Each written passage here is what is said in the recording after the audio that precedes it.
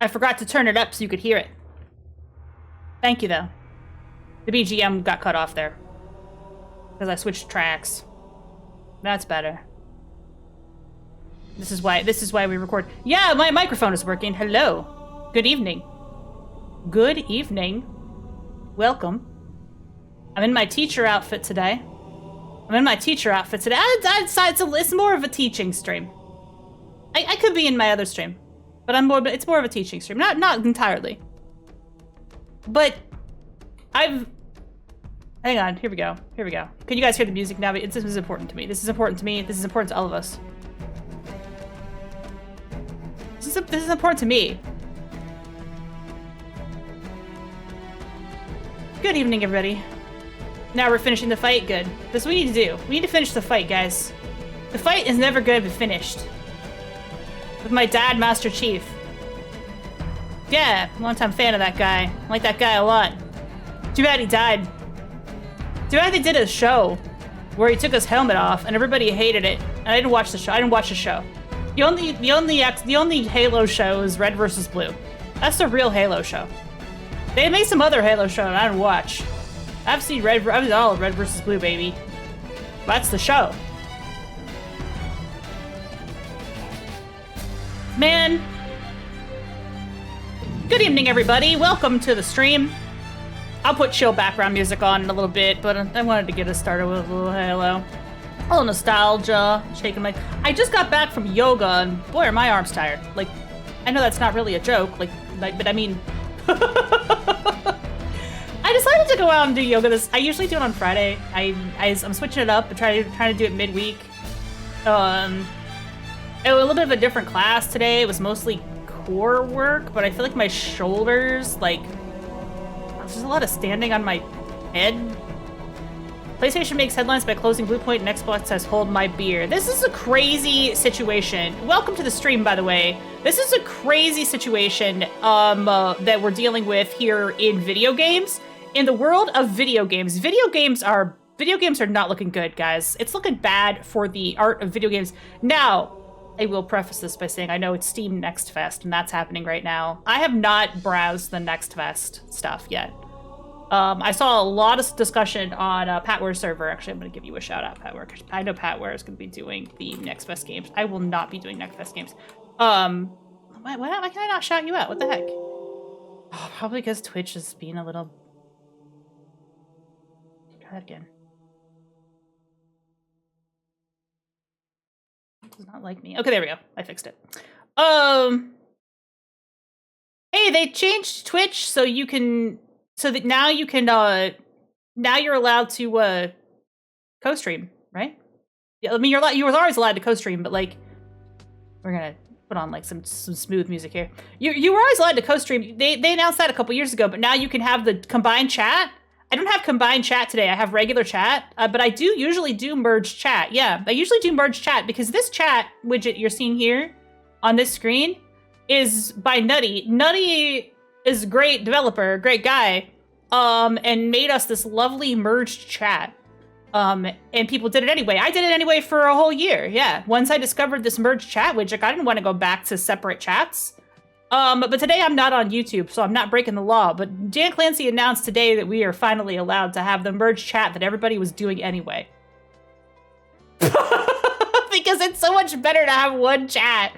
If you go into my classroom has split chats. Because I was following the rules in my classroom right here. It has split chats. So the other chat, oh, this is my to-do. This is my to-do stuff. Whatever Discord wants.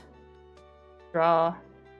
I'm actually doing drawing streams. It's actually good. I've actually been doing drawing streams to finish my novel, Coding Project. Coding Project is happening.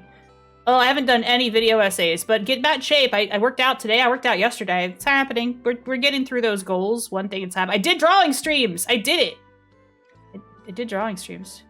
Do we want to be in the classroom today, or do we want to be in the regular room? I don't know. It's good either way with me.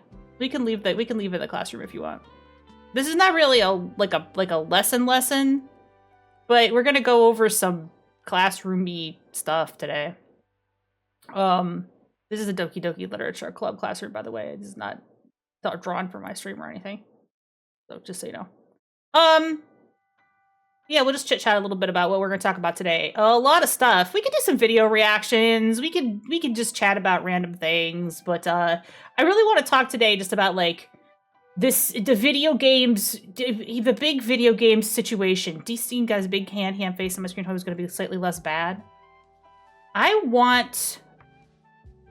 have some games to play. In fact, today was originally going to be a cozy game day because I got some Steam keys for cozy games. You guys, if you're new to the stream, if you're not new to the stream, you know that I am not a cozy game streamer. I will occasionally do what you would call a cozy game, but only if I'm like low energy. Like I'll do Stardew Valley. But this last week I was doing some horse games, and they were kind of on the cozy side. And I got some Steam keys from some stuff that's like kind of outside my usual wheelhouse. Occasionally I do a little one, but I got some stuff that looks different. It looks different. So we're gonna play cozy games next week. I'm not gonna go back to Horse Club Adventures, but they're gonna be like comfy style games. I got 2, maybe 3 to try out for you guys. Probably just 2. We'll see how far we get into it. And then I've also got a bunch of those like spot the difference, catch the anomaly type games tossed at me recently, so I might do a stream of just those. They're usually a lot shorter. They're really quicker. Usually, if you can beat them pretty fast, maybe we'll do a couple of those. But I really kind of preempted doing any gaming today because I just want to talk about gaming. Specifically, let me open up this window here. Let me get my. Let's close the chalkboard. Get rid of the chalkboard. I don't need this chat. This isn't here because we don't have this chat today. Let's get the whiteboard up, maybe? Get the whiteboard up. Okay, great. Get the whiteboard out of here. Great. We're gonna have the whiteboard up. And then we can put the... Which one of these is the correct? This one. Yeah. So we're gonna talk about the Xbox situation. And we're gonna talk about video games. Before this Xbox thing happened, I got this. Is anybody familiar with this presentation? Kotaku did like a quick review of it, but I don't honestly the whiteboard is not. I'm not getting anything out of it. It looks janky. Let's just make this big, more full screen. Kotaku did like a brief review of it on their website and talked about like just the highlights. But I want to talk about this in a little more depth. It's a very long presentation called "The State of Video Gaming in 2026." And I find this kind of stuff very fascinating. This dropped on the 17th. This is labeled Early Access Edition. Let me just give this a little more window so you can see the whole thing. This dropped on the 17th. This presentation is about the whole game industry. I don't think they have a lot of stats from Nintendo in this. But there's a lot of stats from like all the other game companies, especially Epic and like gacha games and stuff like that in here. And it's a really long presentation. It's 160 pages. I'm not going to necessarily go over 160 pages of stuff because there's a lot of things I want to talk about. But I think this is like really interesting groundwork for talking about what video game. You've read your textbook. Don't worry about it. There's no textbook for this class. You're fine. This is chill, by the way. This is like not one of my like very like organized lectures. There's no guest speaker or anything. I mean, if anybody's like in a situation where they want to jump in, hey, BN! Oh, BN's almost done with my ping tuber. I'm so excited. Once my ping tuber is done, I'm going to be doing some retro. Because it's a retro style. That's okay. Retro recorder? You record the lecture? Yeah, we're in class today. This is a class day. I have a new outfit dropping. New outfit preview. It's a PingTuber style. It's different. It's gonna be retro pixel art. Ian is doing it. I'll give you a shout out as well. Great artist, great streamer. Enjoy the artwork that goes on. I'm gonna do another art stream at some point. We do a lot here. Yeah, today I want to talk about this document. And I know it's very stressful to be in my little classroom, but no worries. It's not like really stressful. Man, every time I get back from that fucking yoga class, my whole body is full of aching. My legs and arms and torso are all achy. Oh my gosh, no, your art is terrific. And came on the stream a couple weeks ago and showed me some tricks in Clip Studio. Might have to do that again at some point. I think what I'm gonna do though, you go to the restaurant, absolutely. You never have to ask in my class. Guys, I was one of those teachers who never have to ask in my class. You gotta pee, you gotta pee. What am I gonna do? Say no? What are you gonna piss yourself in the middle of my classroom? Damn, that sucks when people are assholes about that, to be honest. You have physical therapy? How do you feel? You feel stretched out? You feel limber? We're not supposed to piss ourselves? You don't have a teacher publicly shame you? I hate that shit. I don't know why teachers are mean. I was always like, I don't know. I'm not trying to like be your buddy or anything, but like, I feel like teachers have to know your students are human. Like when people come, do you feel stretched out? Yeah, well, yeah. When people come to my class and they're like, I was sick and I have a note from the doctor. I'm like, I don't need your fucking note. I believe you. What are you? You're an adult. I taught college. I didn't teach high school. I taught college. If you come with me with a teacher with a note from the doctor, unless administration is making me do attendance, which that last time they didn't make us do that, like, because I've taught at schools where there's like strict attendance policy. I do not have a strict attendance policy. I mean, in college, you're paying to be there, right? Here, you're not paying to be here. You're just chilling with me. You can do whatever you want. But like, as a professor, I don't care if you get up and go to the bathroom. I don't care if you miss a class. If you miss a class, that's on you. The only thing is, like, don't email me and ask me what was class, because you weren't there. Don't email me. Watch the VOD. You ready for education? Talk about the state of video gaming in 2026. But not just that, we're talking about Phil Spencer retiring. We're talking about Phil Spencer retiring. This is Game Informer article here. IGN, Game Informer. Look at this, everybody uses the same picture. Here it is from Aftermath. Here it is from Game Informer. Phil Spencer retiring. He is done with the Xbox. They are bringing in a new lady. They had President Sarah Bond. I don't think anyone ever posted a flattering picture of this man. Well, these are like from a video. I'm sure he has like flattering headshots. I'm sure for some reason they've posted this very awful pictures of Phil. I think they're just trying to like fucking shit on her, you know? Yeah, so they swapped, they had a president of Xbox, Sarah Bond. She was the president of Xbox. We'll talk about her in a second. But they brought in somebody different. Asha Sharma. She's the new CEO of Xbox. Microsoft gaming CEO, not just Xbox, but gaming CEO. So we had Xbox president, and then she's the gaming CEO of Xbox. So she's a gaming CEO of Xbox. What the fuck? Gaming CEO of Microsoft. Xbox Game Studios head Matt Booty has been promoted to Chief Content Officer and worked closely with Sharma with Microsoft Gaming. Sharma joined Microsoft in 2024 as part of the company's AI development, so she's new to Microsoft. She just joined Microsoft 2 years ago, and she was the Chief Operating Officer of Instacart and Vice President of Meta prior to her tenure at Microsoft. Matt Booty. Yeah, that was the guy, Matt Booty. The booty. I'm telling you the news. By the way, I know some fucking wet orange guy is gonna give a talk in like a half an hour, but I'm not talking about him. So I'm not discussing like American politics. This is strictly video games today, it's okay? Don't even get me on the other topic. We're talking about video games. Now, is there gonna be politics in this conversation? Everything is politics. We're gonna talk about politics. We're not gonna talk about like electoral politics, right? This is politics, but it's different. We're gonna talk about AI. I kind of have like a agenda for tonight's class, which is to talk about, yeah, go in the crystal. I do not want to fucking hear a single word. I don't care. I don't want to know. That's it. That's the end of that conversation. Thank you, Valerie.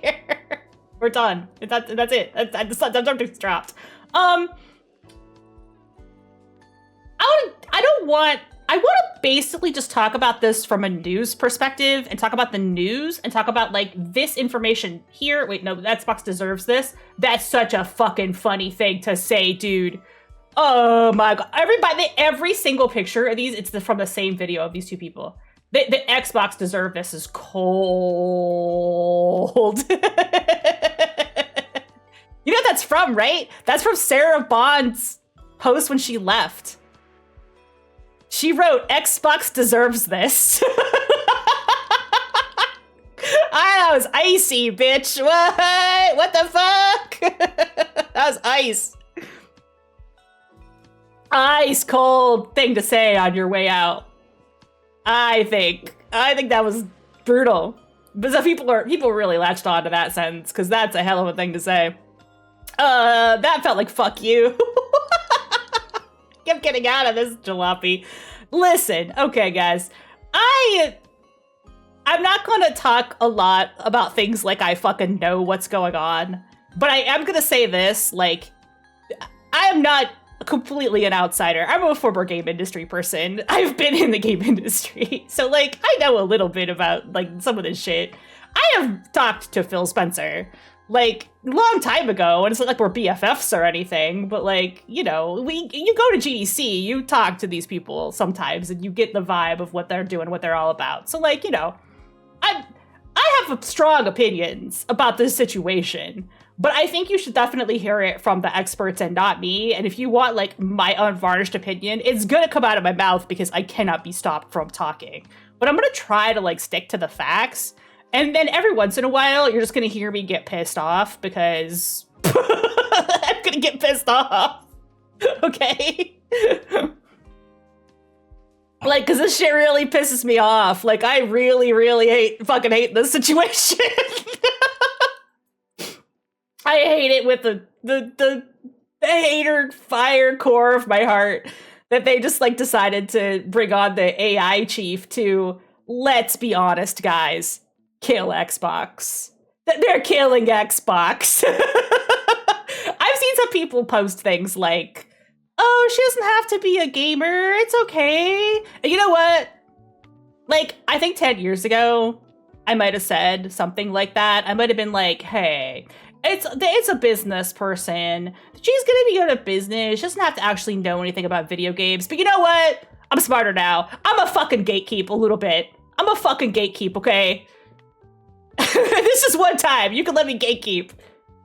It sucks that she doesn't know anything about video games. It sucks. It sucks, actually. It sucks that they just brought in this AI person to do business. And the reason I feel this way is because all of these goddamn huge companies over the last, I don't know, what, 15 years now? They're replacing people who, like, know technology at the very least, and who are founders and who know their business, with these fucking empty suit business major people that don't know anything about the actual consumer that they're trying to make stuff for. They only know about how to put money from box 1 to box 2. And those are the people that we're leaving in the hands, like, all these companies are just fucking empty suits. It drives me crazy. Like, fucking Andy Jassy, dude. Like, ugh. And so now we have this lady who doesn't have a vision, who's coming in, and she's like, well, I don't really know anything about video games, but I know AI. I'm the AI head of my, I don't know, fucking, I hate it. I'm so upset. I'm so mad.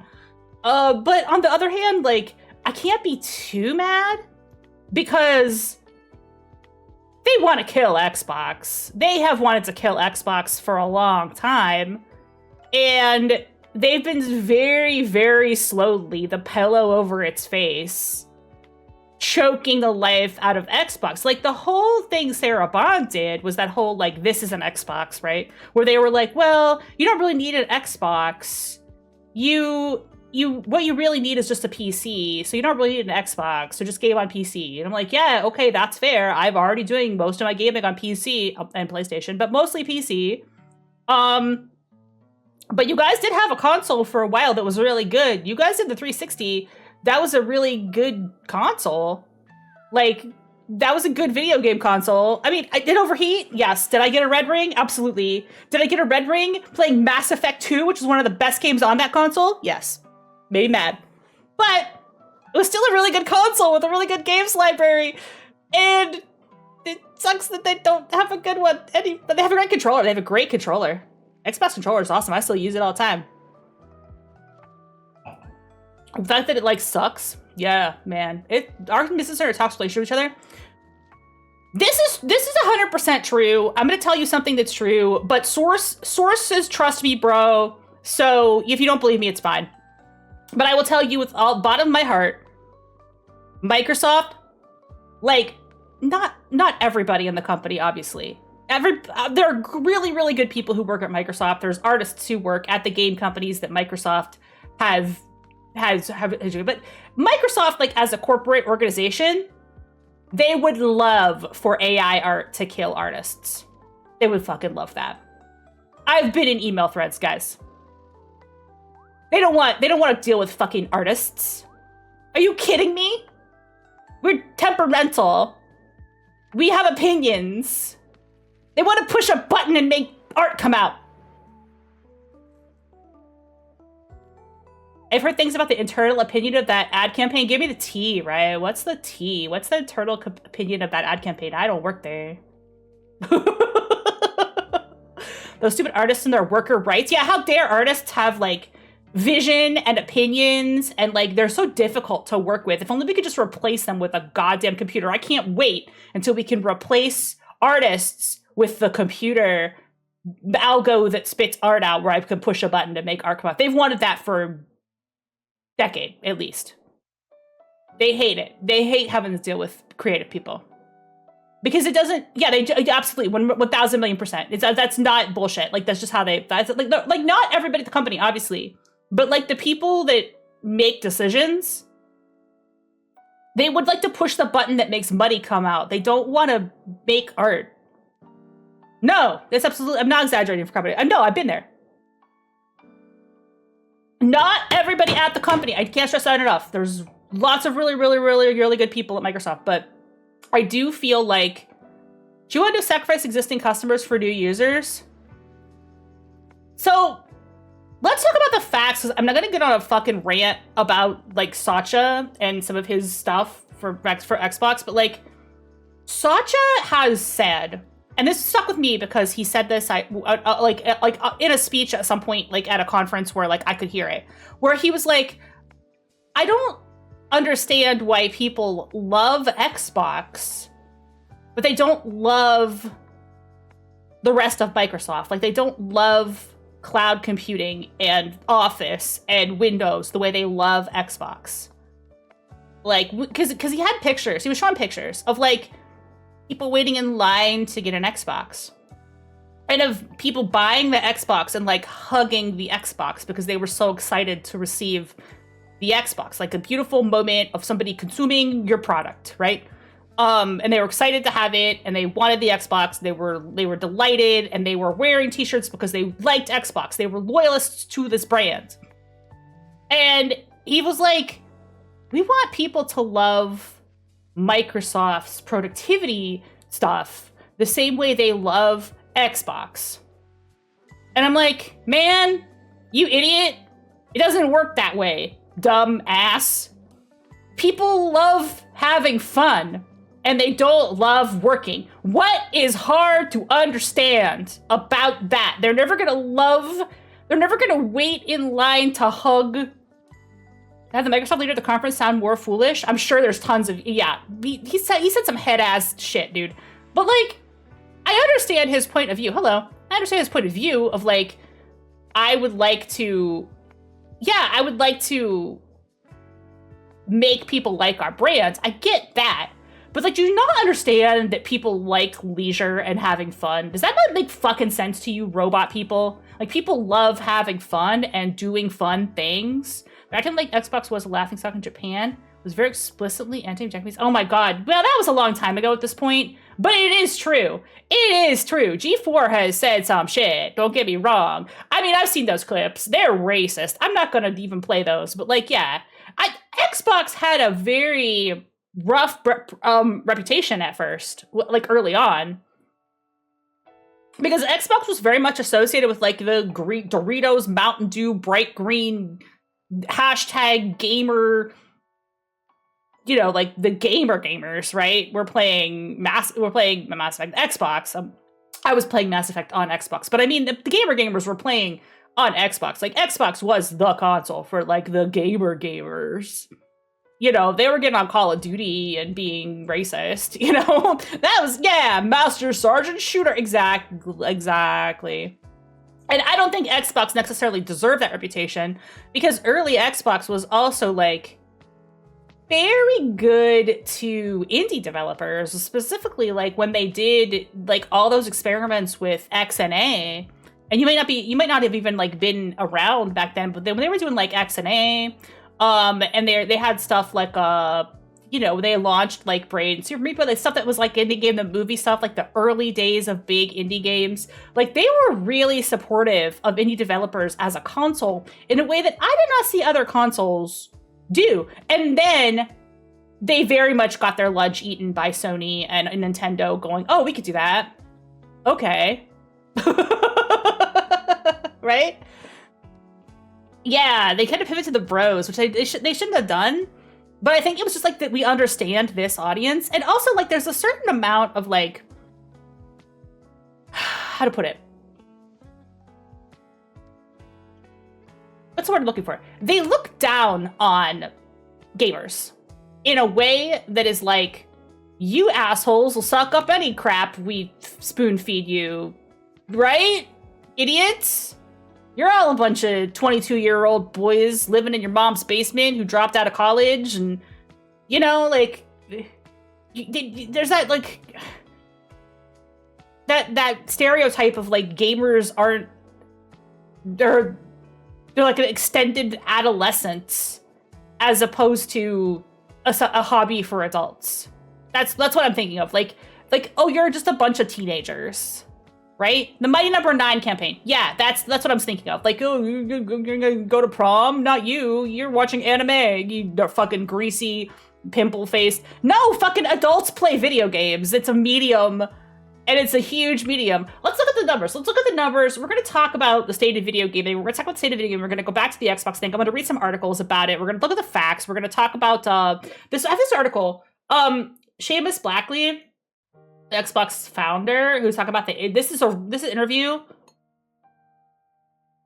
He lets him have it. He says all the stuff that I would say, only it's coming from him, so I'm gonna let him say it. But like, one thing to take in mind, like a grain of salt, is that this guy's an Xbox founder, and he's been saying forever that Xbox was dead. Like, for a long time, Xbox is dead. He's been saying, so people are like, oh, but he always says Xbox is dead. But yeah, Xbox is dead. Like, Xbox is gonna die. They're taking it out the pasture right now. They're putting they're putting it on its knees right now. It's over. It's never been more over. And anybody who's like, no, give her a chance. She doesn't have to be a gamer. I'm sorry, no. I'm done. I'm done giving these people a chance. There's no, absolutely fucking not. I don't believe you. Okay, so state of the video game. This is gonna blow your mind. Now, I mean, caveat. Obviously, this is just one person's report. She's written Instacart. Yeah. Oh, well, okay. Yeah, okay, well, I trust her then with the Xbox fucking kid. Oh, okay, well, don't be mean just because she's not a gamer. Okay, well, she can't fucking do the job she's hired to do. No. I'm not even mad at her. I just think they put her out there to be the sacrificial goat.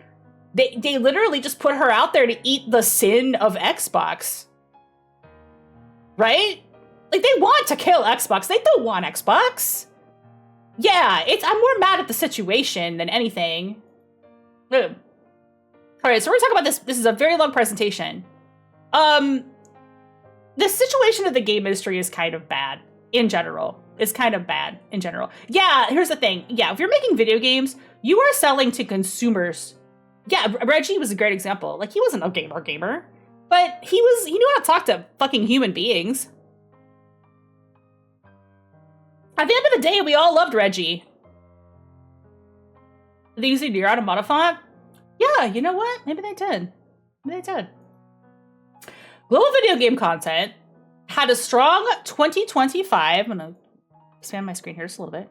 Growing 5.3% year over year and hitting a new all-time high of around $195.6 billion Okay, so that's like B with a B, so that's pretty crazy. I'm trying to fit this whole thing on the screen. See if I can push it a little bit. I can full screen it. Maybe that'll work better. There we go. So, you know, the money is there. The industry high was achieved through new highs in each of mobile and PC. Console also, but console is a little bit flat. Here, let me get out of the way to show you the 2025 stats. I never knew I had a business suit for discussions like this. This is my teacher outfit when I'm teaching stuff in the classroom.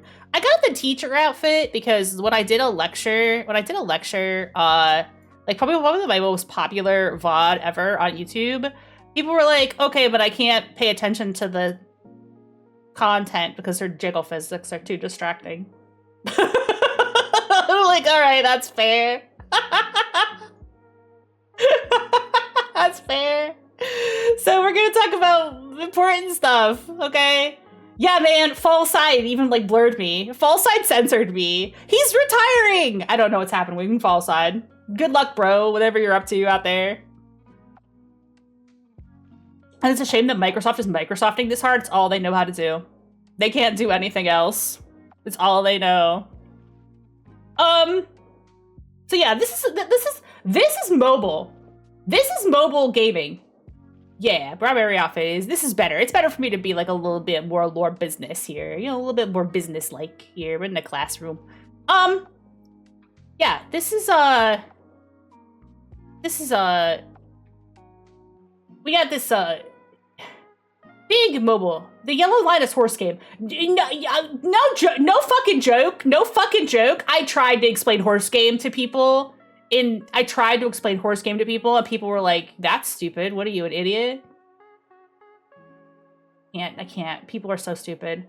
It's so hard to explain how money works. But I feel like increasingly these businesses aren't actually interested in making money from consumers. They're interested in making money from other businesses. And consumers are just annoying because we want, especially gamers. Like, don't get me wrong, I'm a gamer. I am that annoying consumer. But gamers are hard to cater to. Gamers are tough, right? Like now, granted, how much responsibility does Xbox have toward creating this stereotype of the hard to please gamer? I think a bit. But if we're talking about the entire gaming industry, gamers are a tough audience, right? Like they're picky, and they will be very vocal if they're not happy. Yeah, right. So, but all of this is mobile. This is mobile, and mobile used to be like a very small fragment. It really, really took off. I think gacha and, you know, microtransactions is all this. Now, granted, there was also a big increase in PC. It seems more steady because, you know, the growth isn't as steady, but you can see that PC is growing as well. 2025 was many years prior, both some new hit franchise studios, many older franchises achieved new heights. So we got some good shit on PC. Infinity Nikki kind of crashed and burned a little bit. Everybody's a little bit salty about Infinity Nikki, but like Blueprints was huge. I loved this game. Is the other Steam card? They placed a reply I was sent. Oh, what you got, Ellie? Repo was huge. Dispatch, loved that. Peak was huge. I still haven't played Peak. Somebody's got to hit me up. We gotta do Peak. No, Inzoi is AI slop, so never mind. But it still did well. I will not shit on Claire Obscure for that. What's a $50 Steam card? Ooh, I didn't even know. Oh my god, that's crazy. It's an FMV game, but I liked it. I thought it was good. I like this patch.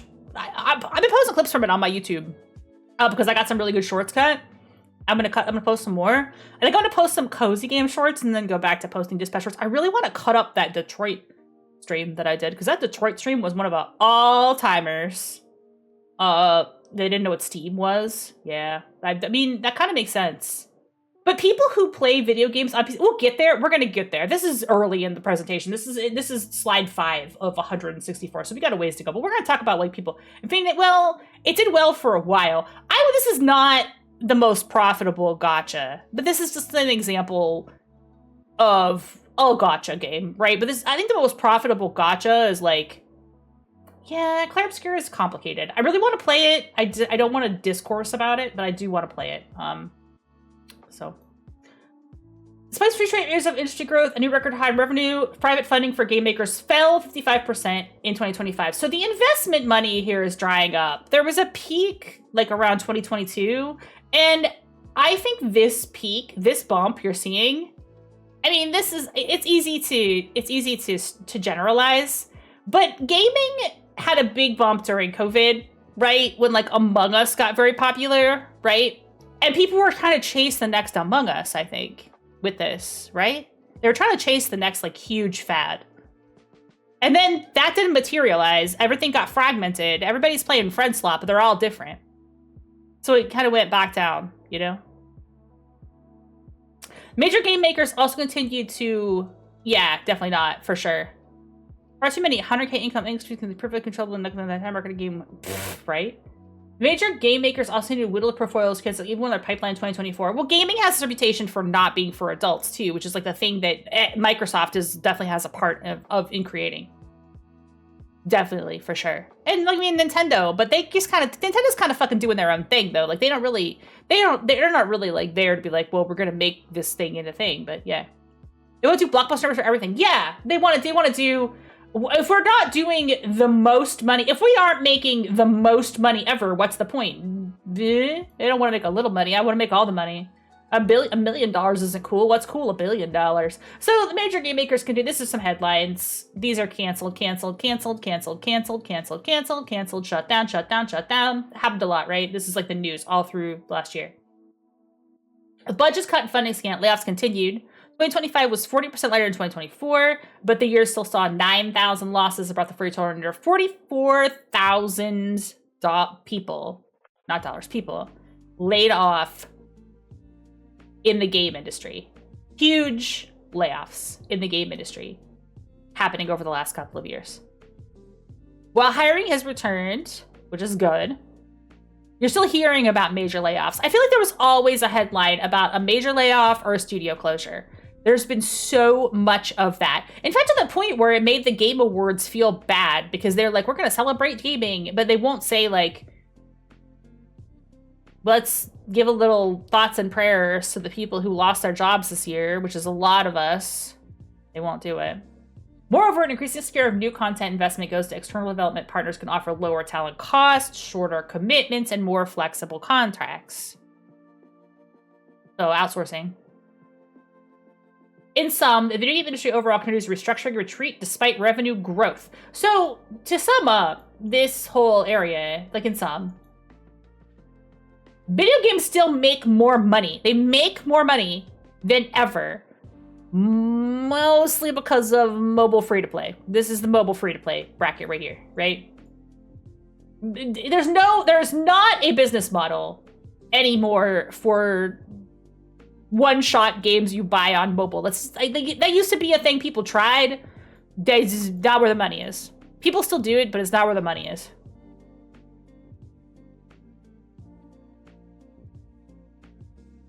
In 2025, content investment as a share of net revenue hit a non-pandemic 7-year low.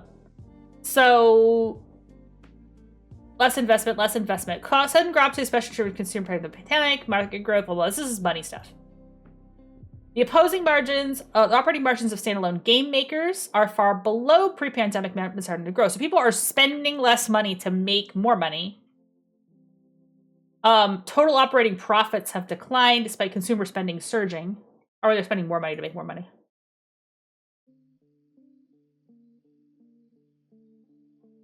So their margins are low. They're spending. I'm sorry, I read that wrong. They're spending more money to make more money, but the margins are low, which means they're spending more money than before. Make more money. Global consumer spend is at all-time highs. These topic headlines cover a shrinking pool of revenue for most developers published. This is the part that's very fucking interesting. We're going to go over this a lot way, but we're going to talk. There's details about all of these bullet points, but the two that I think are crazy interesting. China is eating the video game industry, which we know. We play Star Rail on this channel. We're going to play it again on Thursday. That's a Chinese game. Roblox is stealing share and growing its own garden. The Roblox stats in this are going to blow your mind. Roblox situation is crazy. I know this stream is Xbox situation is crazy. We're talking about Xbox more, but like Roblox situation is crazy. Did you hear the high guard reveal? Yes, there's high guard drama. I did hear about that. Oh my god. Wait, do you have a link me an article? I'll put that in my articles list here because there's like the high guard situation is also crazy. Yeah, the high guard situation is also crazy. Oh my god. Yeah, they had some crazy seed funding. They're actually partially owned by Tencent. They're Chinese, baby! Yeah! Uh-huh! Mm-hmm.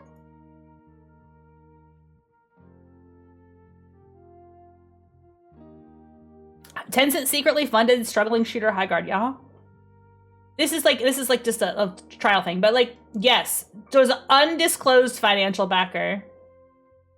They took a bunch of money from China to make High Guard, which has flopped. Secretly Tencent funded, which makes Jeff giving it a free ad slot make more and less sense. Yeah. 20% of global player spend, but now 38% of growth. If a game maker wants to match global growth, they must win in China. China, remember when everybody had to make movies for China or else they wouldn't play in the States? That for video games now, because there's so many more people in China.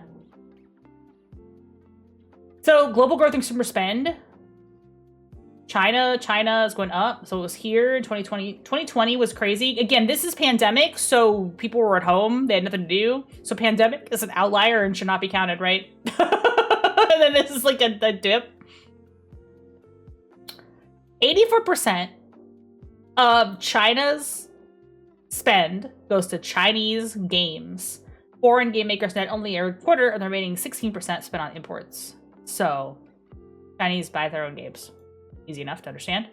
Chinese game makers have also grown their annual share of the non-China market from 10% to 14%, thereby grabbing 24% of non-China growth. So, TLDR, China has come in like a wrecking ball, and they're making a lot of money with their video games. So this is console gaming, but the category had almost recovered from its post-pandemic highs.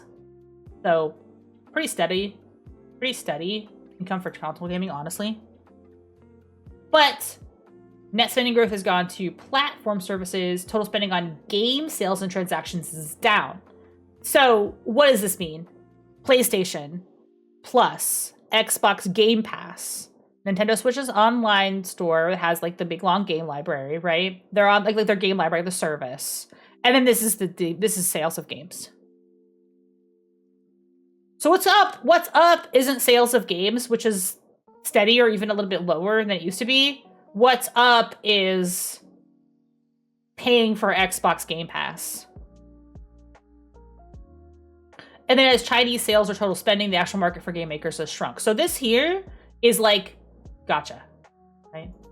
Well, no, actually, this is still DLC and microtransactions. It's still, but yeah. Not only did it skip a post-pandemic line until PC console scales have also grown more. I haven't looked at every single file, everything on this. So if I like misread a chart, let me know. But like, hi horseman, hi horse.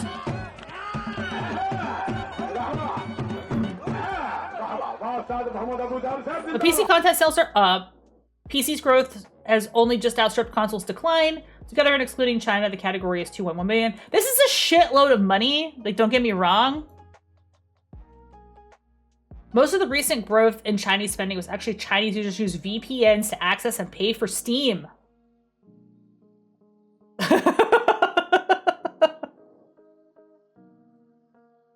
like, even the people they say are like not really Chinese are using VPNs. Yeah, Gaben owns everything. So the Roblox situation, like I said, is crazy. This single industry explainer was over 4.5% of non-China spend and has captured or created 60% of net growth since 2021. I want you to look at this fucking Roblox stats because they blow my mind. I have not played Roblox because I am too old. All right? I have space where I think I should leave the kids alone. All right, I'm not interested in it. But Roblox is very interesting to me. Roblox is very interesting to me. Their share of growth skyrocketed. And the spending skyrocketed. A massive amount of money and user base growth happened in Roblox last year. The realized market for non-Chinese game makers up only 1 billion since 2020, even though the market is up 24 billion. Seems like a pretty big gap. And the countries that are typically prioritized as major game makers have declined. Category breakdown not yet reported. Annual releases have surged. PC is up 150% and console down console up 330%. Platform catalog, they're both up. Platform catalogs are up 270% and 175%. So if you read this chart, there's more new video games now than ever before. And that, I think, is something that bears out anecdotally, right? Like if you go on Steam, if you look at something like Next Fest, and you're looking at Next Fest, and you're seeing all of these new titles, many of which are from studios you've never heard of, a lot of which are like shovelware. You've got like stuff being, like adult games on Steam made with AI. The AI generated assets is causing this to happen as well. Like people are just churning slop out and posting on platforms. But all of these effects combined causes there to be more video games now than there have ever been released, like in previous years.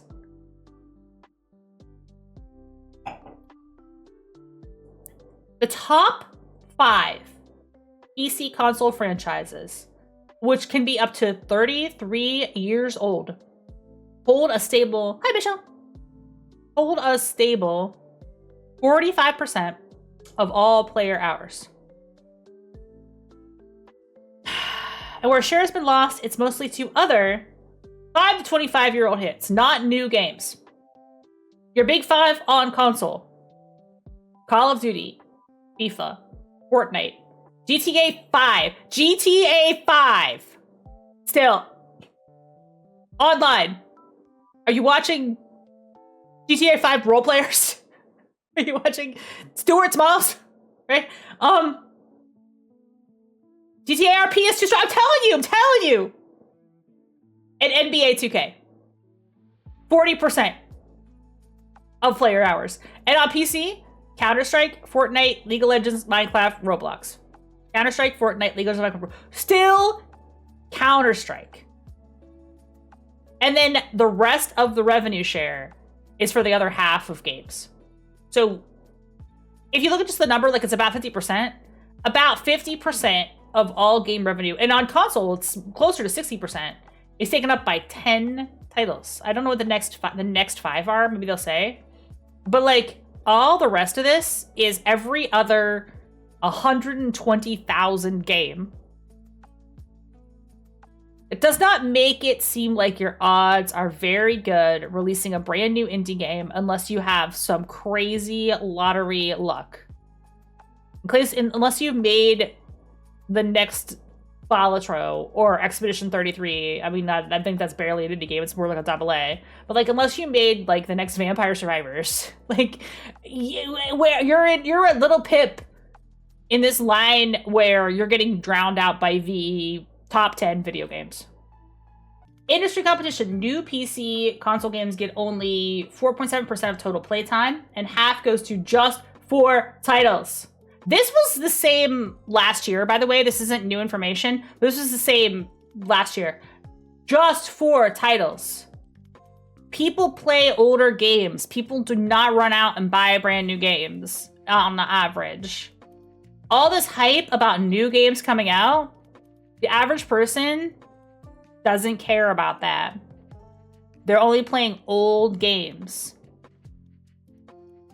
Mobile spend is 5 years flat, new releases are a decade low. Why would you need to release a new game when your old game is still making money? How do sports games keep getting hours? Normies.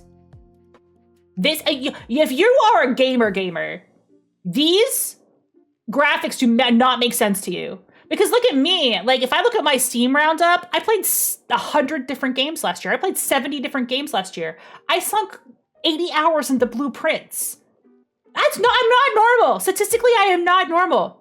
The normal thing to do is buy NBA 2K and play the shit out of it. And that's it. That's what normal people do. It is so weird to think about, because if you're like a gamer, like, you don't think about this shit that way, but like, that's what people do. So like, here's the top titles of virtual currency. People still play Candy Crush. It's NBA, dude. It's NBA 2K. It's NBA 2K. It's literally, like that's what it is. That's what people do.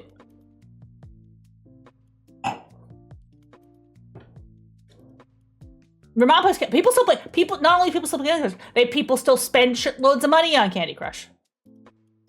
It's access on their phones, they'll put it on the toilet, yeah, and they're still spending shitloads of money on it. It's not even waifus. No market is fake, I don't believe it. No, the mobile market is where all of the money is. I mean, again, this is one of those things where if you explain the actual economics of this to people, it makes them feel insane. And if you shit somebody down, you're like, listen, horse girls, you don't understand. Horse girls are full of so much money. Be like, you are so fucking stupid. Yeah, Konami actually does have all the money. We'll get to it in a second. Konami's actually doing good. Konami's actually doing great. Konami's doing great while not making any of the titles that quote unquote gamers want. They're kicking ass. Now, they did make Silent Hill. They are making Castlevania again. I mean, I'm happy with the changes. I'm happy with the art that they're finally creating, but like they're kicking ass actually. It was wild. Because they've invested so much in pachinko. Yeah, exactly. You've got it. That's exactly what it is. Gambling. People love to gamble. Like the whole economy is gambling right now, right? So Fortnite does super good. If you go back and read, again, to explain the economics of this is insane. But if you go back and read Apple versus Epic, the stuff that went down in that trial, they will tell you the economics of Apple's App Store. And it is microtransactions in games. That is what runs the whole goddamn thing. This is it. That's just the numbers. I'm not making this shit up. It's just how it is. And he does like, no, well, actually, it's mostly just like microtransactions in Candy Crush. Microtransactions in Candy Crush and Genshin Impact that plays for the entire iPhone ecosystem. They're like, nuh-uh. That sounds fake. Well, fight me. That's what it is. You can see the numbers for yourself. You can show people graphs and they'll be like, you're wrong. Well, here's the numbers. Like, this is what it says. Like, you know, virtual currency, people still play Candy Crush. They still buy a lot of V-Bucks. Now, top Nintendo, Mario Kart.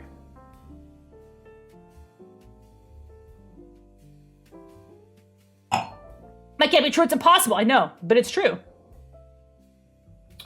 Margins falling. Stock prices make more sense. A few names are up 4%. Konami, Roblox. Konami is winning right now. You wouldn't think, but they're doing great. And of course, Roblox. Then you got Take-Two, Nintendo, Unity. When I said there's not Nintendo, there's later on, like, there's some graphs where I felt like Nintendo was really missing. But these two graphs do have Nintendo. Nintendo's actually down quite a bit. I don't think Switch 2 was the launch they hoped for. I don't know. I don't have a lot of stats on Switch 2, but like... Only 3 companies managed to beat the S&P 500, and one of them was Konami. So you mentioned Konami? Yeah. And Roblox, of course. Roblox is in Take-Two Interactive. Any important game industry shed 10%, 20%, 50% of 80% of their value. And gamers will be like, I hate what happened to Konami. But they sure do make money, baby. Non-China. So here's the S&P. There's how bad Konami's doing. This picture, if indexed to 2021, this picture is even more dire. Only Konami beat the S&P. Other top performers grew 425%, most names fell, and many lost 50%.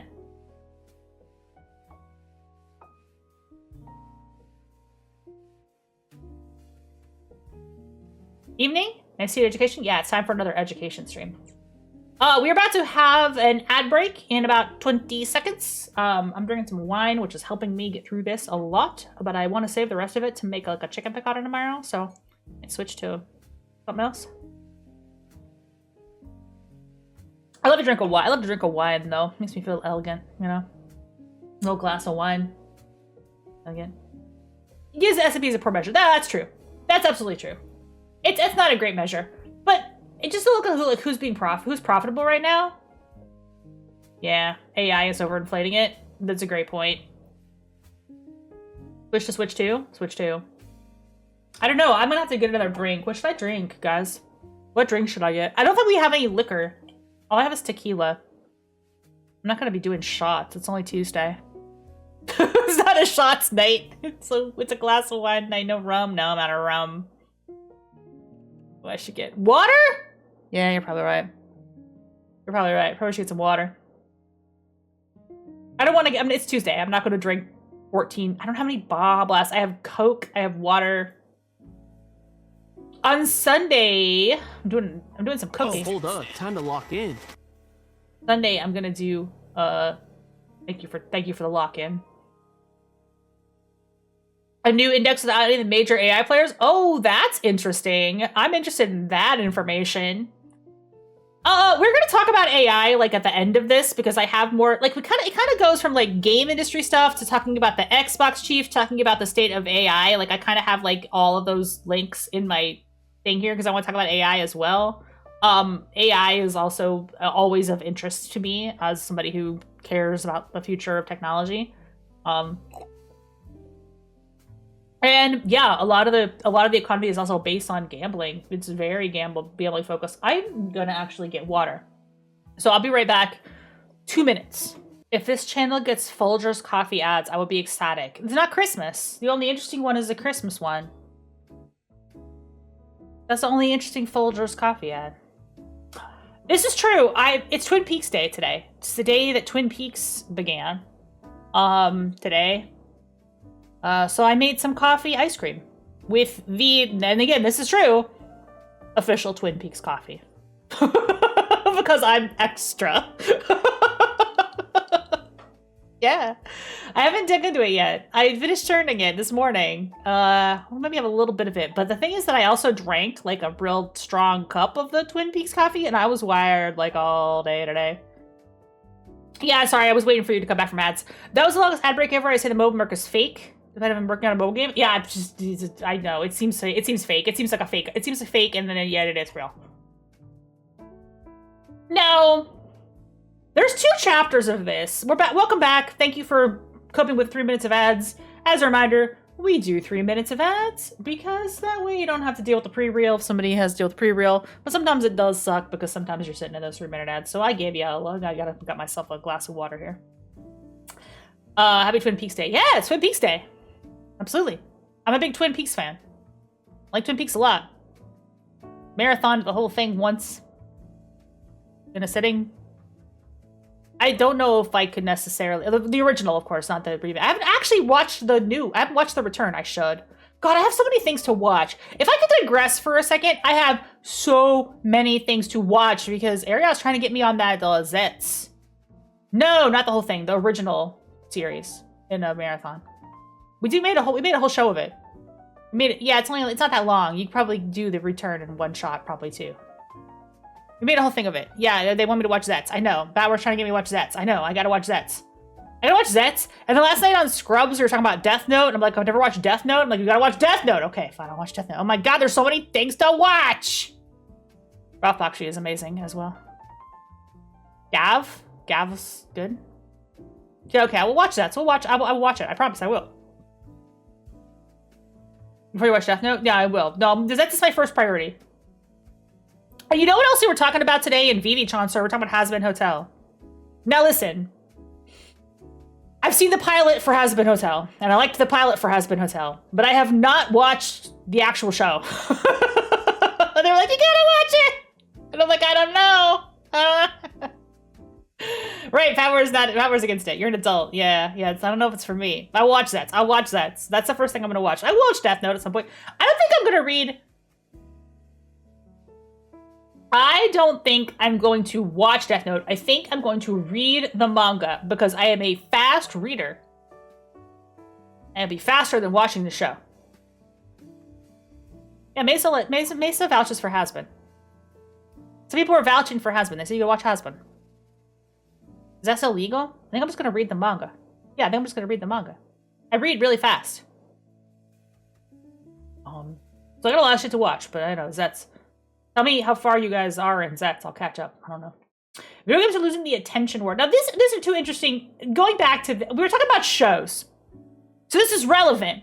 Because the next 2 chapters of this presentation are about the attention war. Like, if you count video games as a thing you can pay attention to, what else is out there as a thing you can pay attention to? Huh? Not joining the hate trade, not inclined to watch it because of rank test. Yeah, it's one of those things where the fandom is obnoxious, right? Like, if I had not played Undertale, like, right smack when it came out, blind, I probably would never have done it. Because the fandom of that Undertale went crazy.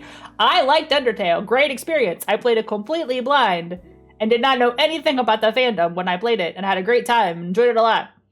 But I know that fandoms can be a little feral about some of them shows, and Has-Been's one of those shows that has a very feral fandom.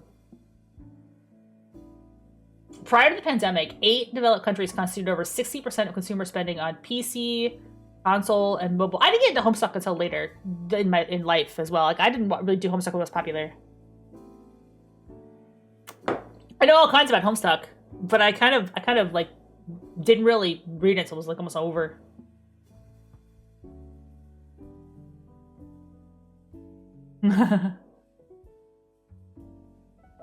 Prior to the pandemic, 8 developed countries, quote unquote developed, constituted over 60% of consumer spend. Yeah, your brain is fully formed. It's different. USA, Japan, South Korea, UK, Germany, France, Canada, Italy. Rest of world with China ranked number 2, Russia ranked number 9, Mexico number 10. So this is your Mexican, Russia, etc., etc. But look how this is gonna flip. This is gonna flip. This post-pandemic is gonna flip like crazy. The mature market 8 have encountered a severe, persistent, and surprising reality. They are losing the war for attention. Italy out of nowhere? Italy is 1%. They're going strong. U.S. market by consumer spend globally. Surveys consider report the population that plays games has fallen since before the pandemic. But we have regularly polled. The Canadian Trade Association reports 1 in 6 adult players were lost despite the lockdown. So adults have stopped playing video games. South Korea has stopped playing video games. Italy, you asked about Italy. Yes, we're gonna talk about that. That comes up. That comes up, and attention comes up. Like what they're talking about by attention, they're gonna talk about that in a couple more slides. So this is video game. This is just showing like the different falling populations of people in different. Japan participation rates. Germany is up, but very slightly, I guess. They're kind of level. Japan is an outlier. They is slightly level. One might argue the loss of percent is not that big of a deal. If players stop playing altogether, they probably weren't big gamers, and how much revenue is really lost. But in practice, all player loss is a compounding problem. Growth can only come from greater monetization of ever fewer remaining players. Basically, the audience shrinking. If players don't spend more, all new investments must be borne by existing players or otherwise reduce player profits. Individual games can only grow by stealing other players' games, playtime, or spends. It's even harder for new games to break through. The network effect of all games and gaming platforms are impaired, which turn impairs the satisfaction and spending rates of remaining players. And if some players have stopped playing altogether, many are playing less too. Player losses is the clearest signal. What if there's been a correlated match between national public health campaigns during the measure of pre-drop vaccine? I mean, maybe as well. Maybe. It goes into like what the theories are behind why there's less. Like, we're going to skip a couple of these. Not just down on spend, mobile game installs are at a 12-year low, so the US is just gaming less. There's just like less gaming happening. The pandemic was, of course, the height. Well, we're gonna get to Roblox because there's a whole Roblox section in here. I'm gonna skip through a couple of these. So PC console software sales are shrinking. And then we're going to talk about what they mean by the attention economy. interactive, novel competitors taking attention, time, and spend. You guys are watching a stream right now. I mean, you might be also playing a video game at the same time. I know I do a lot of second screen gaming these days. But, like, let's just look at the things that are taking spend away from video games. iGaming, social video, porn, AI assistants, literally talking to your chat GPT, crypto and meme coins, prediction markets, and online sports betting. Now, what do a lot of these things have in common? Young male audience, right? This is gambling. This is gambling. This is gambling. This is gambling. This is gambling. All of these are gambling. All of these. This is gamba. Don't gamba. The right-wing bullshit. Yeah, absolutely. Drive-through lady gave eyes. I we said porn. Porn. Hi, drive-through. Hi, drive-through. I'm doing a presentation. This is educational. I'm talking about how the internet has rotted your brain. I'm gonna be talking about porn in a negative way. I'm personally pro porn. I think porn is fine. I think porn is good. I think we're all a little bit of a gooner, but we're gonna talk about how it rots your brain anyway, because that's what the presentation is about. Hi, drive-through lady. I'm so glad to be in your drive-through. That's amazing. That's incredible. It's like when you tell a streamer, by the way, I put you on the TV. My whole family is watching you. What? What the fuck? All right. TikTok's growth doesn't come from direct competitors. Americans now use 122 million more social dollars, blah, blah, blah. TikTok, YouTube, Instagram, Facebook. YouTube, this is your VTuber. This is your VTubers right here. This is your VTubers. But not just that. I have YouTube on the background all the time. Like, sometimes it's a streamer. We're all a bit of a gooner. That's true.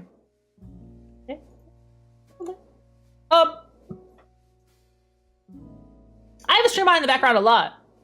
Or I'll have like we're all enjoying a new game as listening for the numbers. Nice. This is the porn slide. Americans spent $5 billion on OnlyFans. That is a number that is going up and up and up.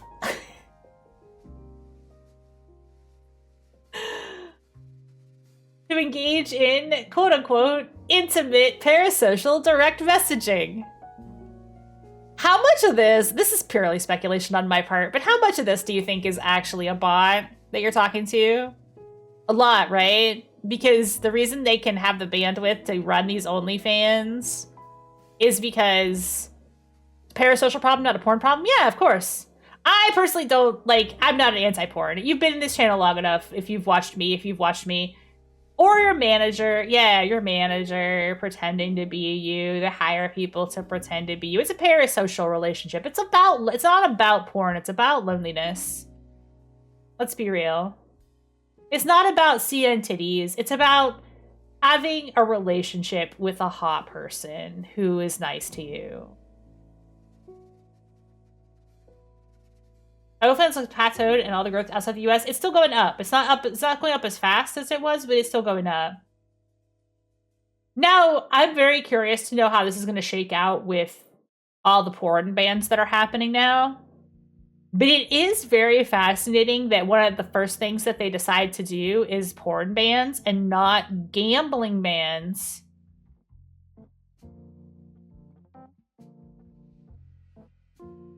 At least 2/3 of OnlyFans is now transactional. PPV, rather than from subscription payments, is microtransactions. Microtransactions is in, with your creator. Crypto always siphoned hours and spends from video games. Crypto's first boom coincided with video games' COVID surge, and the second hit during game stagnation. Meme coins transactions like pump.fun and pump.swap. I do not understand this. This is beyond me. I don't get this.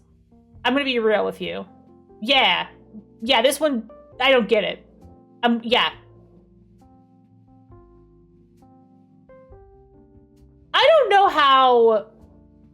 how much Bitcoin crashed, right, is gonna affect this in the future. or how much quote-unquote time people are spending on these meme coin trading applications. It's gender. It's all gender. Yeah, that's what I said. I said it was gender. Like I mean, I'm not making fun of you, but like what I said earlier, like this is all right-wing bullshit. Yeah, but this is also all male-coded. This is also all young male-coded stuff. Right? Which is not true of social video. Social video is not young male-coded. But sports betting, prediction markets, crypto, and porn are all young male-coded. AI assistants, I don't know. I don't know exactly where that lands. But yeah, you're right. You're absolutely right, Mesa. It is all fucking gender. It's all gender. It's all gender performance. We're talking about gender right now. This is a gender talk. We're not talking about gender theory. Sorry for the politics, guys, but this is what it is. Consumer-centric apps, including those for roleplay, erotica, and arts, have also soared in the high years since gaming stalled and didn't exist during gaming's highs. What they mean by this is role-playing with a blurbo. If you are familiar with my other work, I fucking hate the AI role-playing. I would like to kill it with fire. It is evil. It really makes me mad on a fundamental level.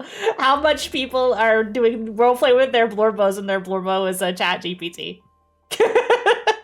No! You're supposed to do awkward roleplay with actual people. Return to the old ways. Try to schedule a fucking D&D game online with your goddamn friends.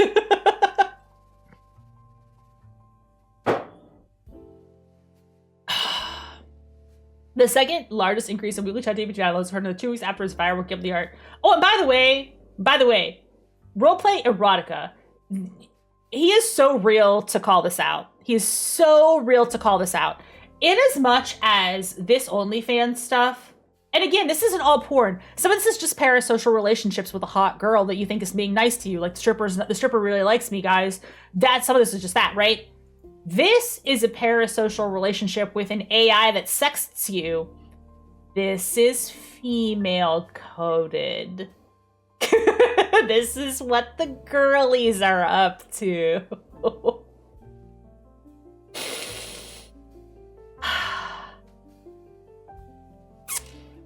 That's what the girlies are up to. How do I know that? You ever go to r/my boyfriend is AI? Not all the girlies. No. But I'm just saying, like, the rest of this is male gender. That is where you're female gender. It's never all. Yeah. This is female coded though. It's way more women doing this. Not all. No, some of it's men. It's not that there's no men doing erotic roleplay with. I mean, obviously, like Elon Musk invented a Mika from Death Note or whatever, right? To be your waifu, right? There's people doing erotic roleplay with it. Yeah. No, it's all good. Don't worry about it. But yeah, I'm not saying no. Obviously, it's not me. But I'm just saying this is female coded. This is gender. Now there are men doing this too. For real. Oh, Zone, thank you so much for the subs. Thank you so much for the subs, Zone. Appreciate you. Did you get through the drive-thru? Did you get food? What are you eating tonight? I kind of missed dinner because I had like a late lunch. $1 from the drive-thru lady. Thank you so much, Hardy's drive-thru, for the gift subs today. Oh yeah, and the Studio Ghibli. Remember the Studio Ghibli art thing where people were like, ooh, I'm gonna make a Studio Ghibli picture of my family. Well, that was a nice little boost for these AI platforms. You can chat on Twitch. Yes. Yeah, the reason I'm not on YouTube tonight is because when I do these like really long lecture chats, I like to cut the fluff out. Especially if I say something fucked up, or if I just screw up or something, like I'll just cut the fluff out of these later. Like anything, I'll just cut through. I'll probably preserve most of this, though, because I'm smart and I'm not saying anything stupid, but, like, you know what I mean. Safeway sounds fresh onigiri? Yeah, nice. That sounds good. You give or swing the shit out of those companies for doing that? Good! Good! Fuck them! Fuck them up! Studio Ghibli didn't draw that shit. You can chat on Twitch for as long as that lasts? Yeah, of course. But you can chat on Twitch at any time. Yeah, this is not a sub-only channel. But you can chat on Twitch as long as, like, you just won't see ads. You won't see ads. A new drive-through, you won't see ads if you're sub, so that's nice, right? Prediction markets. Like, let's talk about gambling. Oh, not phone to a face. Oh, got it. Okay. Can we find the I understand that. I understand totally. Do I not have don't gamba? Don't gamba. Don't gamba. We're not gamba. No gamba. Yeah, there we go. Bishop's got it. Don't gamble. Don't Bishop gamble. Don't gamble. Don't gamble. Don't gamble for girls. Yeah, don't gamble. Don't gamble. Well, it's good to have you here. It's good to have you here chatting. Thank you for coming by today. I know I usually do dual stream on YouTube, but today I have skipped it. I will be dual streaming on YouTube again on Thursday when I play Star Rail. This I will upload to YouTube later. Probably whenever I get around to it. I don't know. Tomorrow, Thursday, whatever. Friday, probably, this rate. Depends on my ability to focus, which is not always the best, as you can tell. I feel like it's getting worse. I feel like the older I get, the less I can focus. I gotta get my shit meditated. Yeah, don't gamble is a good one. That's why I need to get. That's a good vote. I need it. Don't gamble. Just look at this. Guys, this chart's been up on the screen for a while. Are you seeing this shit? Are you seeing this shit? This is crazy. What are we doing? What are we doing? Why did gambling on prediction markets, like that's just betting on random shit, go from a $40 million to $140 million quarterly, with the value of bets going from 15 billion to 42 billion dollars? What is wrong? What is happening? These numbers are insane. I mean, that's it. Like, that's all I have to say about this. This is insane. These are insane numbers. It is awful to see this happening, to be honest. I hate it. But this is taking both money and attention. The attention economy, which video games would, people are like, video games are going to rot your brain. Video games are going to rot your brain. This is so much worse. Play a Vampire Survivors. Online sports betting has gone insane.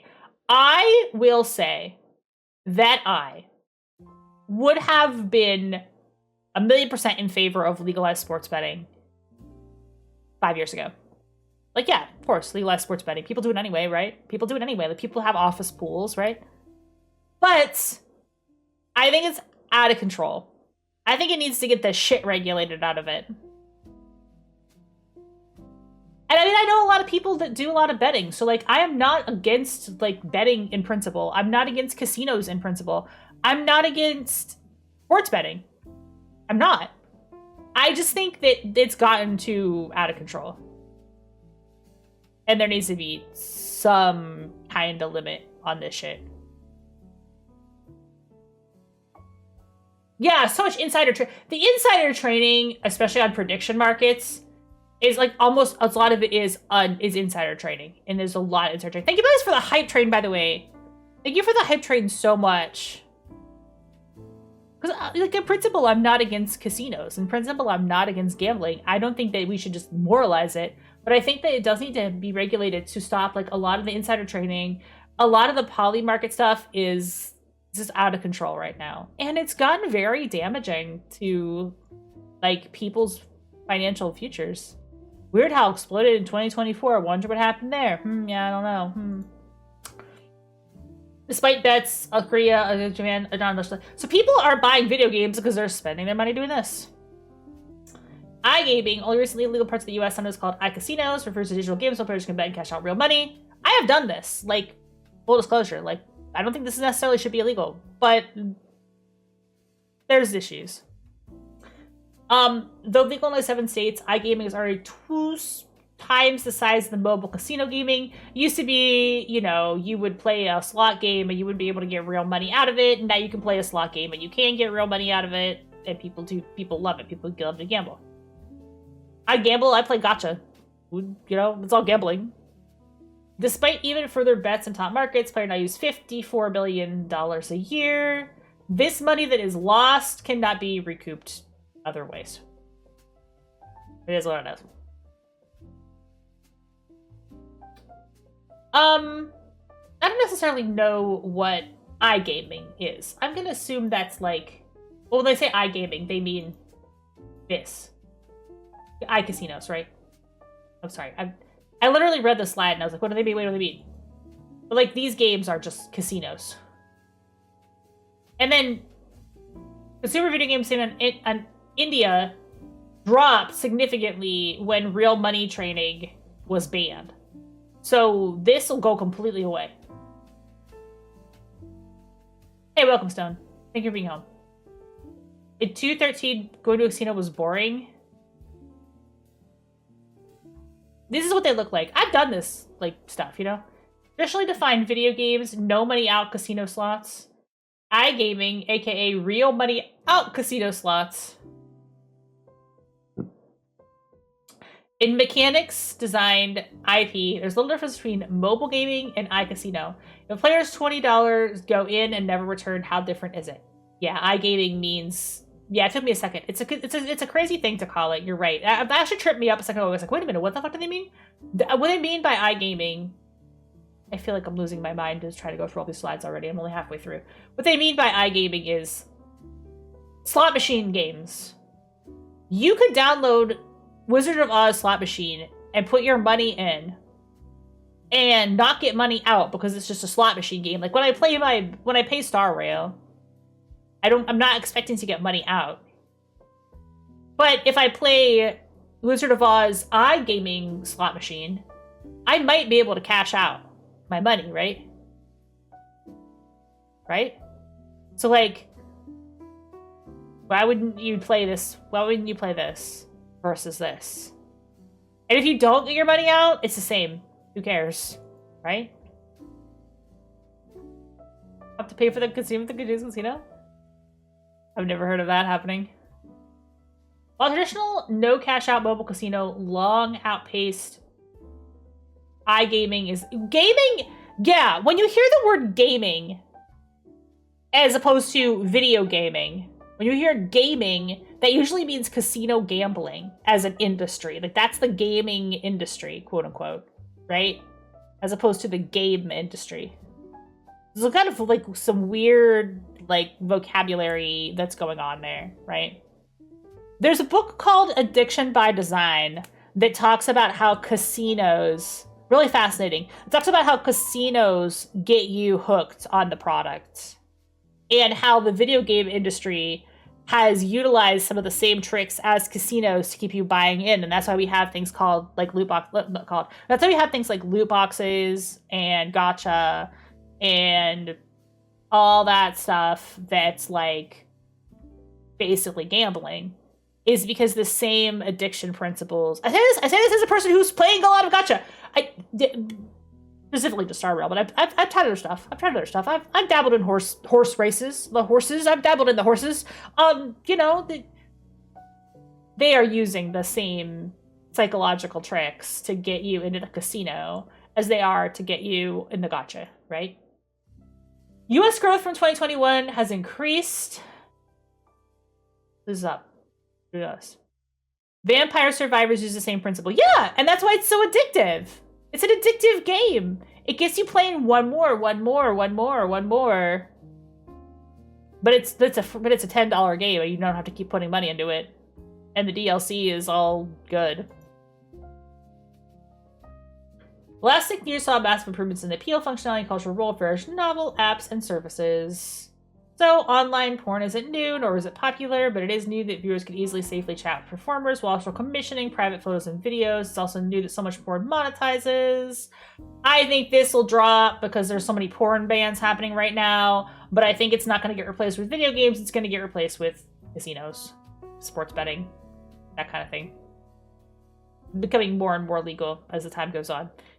And we can talk all day about the morality of all of these things. Like, all of these things are just entertainment.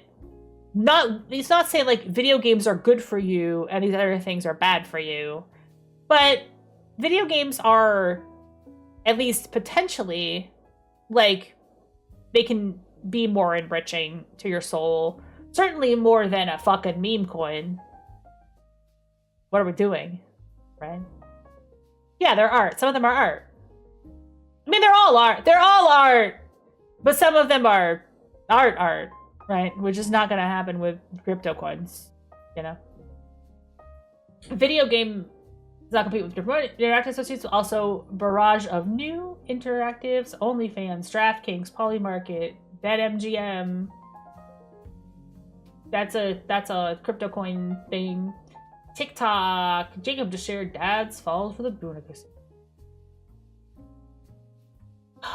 So we're spending less money on video games and we're spending more money on the rest of this stuff.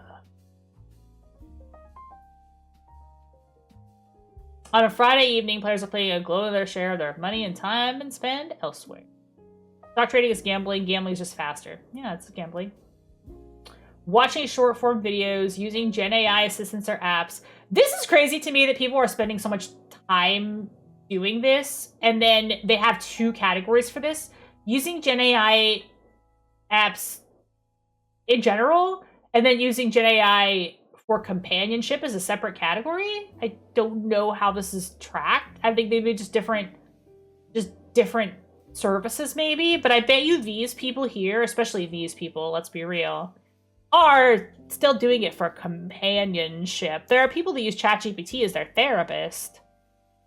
That's cross-gender. There are people that use ChatGPT as their therapist. Their chatbots are rizzful. Yeah, the chatbots are designed to rizz you. That's what they're supposed to do. They're supposed to tell you how good and smart and cool you are.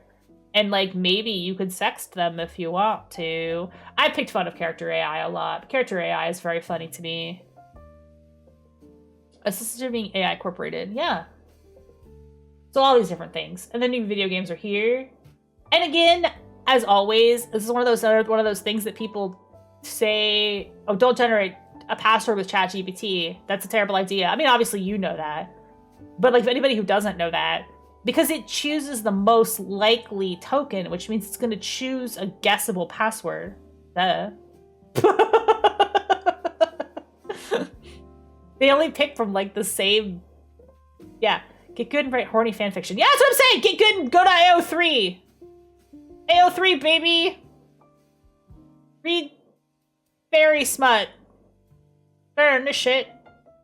But here's the thing, though. Here's the thing. This is the pattern that I'm seeing. This is at this point just anecdotal from like shit I see on Reddit. People read like a romantasy novel, right? They read like a romantasy novel with the handsome, strapping elf man, you know. And they want more of that experience, and they want that to be like their husbando. But instead of just being like, okay, well, I'm gonna have a nice little sexual fantasy, or why don't I write some fanfic and share it with my friends? They just go to ChatGPT and be like, hey, could you roleplay as, you know, Hamlin? And tell me how much you love me? That's it. That's all I do. And then they get mad that they're like, oh, it won't generate spicy content anymore. I'm not saying this is the majority of people, but I do have stats in front of me right here, and I'm looking at this, and this is what people are doing, so. Oh, I did. Well, some people have seen the diabolical chart from the Mag Talk. The fact that it's like so many people are role-playing with AIs, but I feel like this covers the same ground. There's a diabolical chart, yeah. That's like how much a percent of people's AI content is role-playing. E.L. James put in more effort than the modern horny house. Yeah, because she wrote a fanfic. She did it. She wrote her fanfic. But you know what? She got rewarded for that. Mm-hmm. Yeah, local met because of that Magfest talk. I gave that talk on Magfest. That's right. I'm so against this particular thing. I'm so bad about it. But aside from that, like, I mean, you're spending your time. It is crazy to me that there are women actively trading meme coins. I don't know. Maybe I'm nuts. But I mean, that just seems so male gender to me. But I mean, hey, you know what? Get it, girls. Get it. You can lose money on Dogecoin just like the boys. Maybe at a slower rate, but you know what?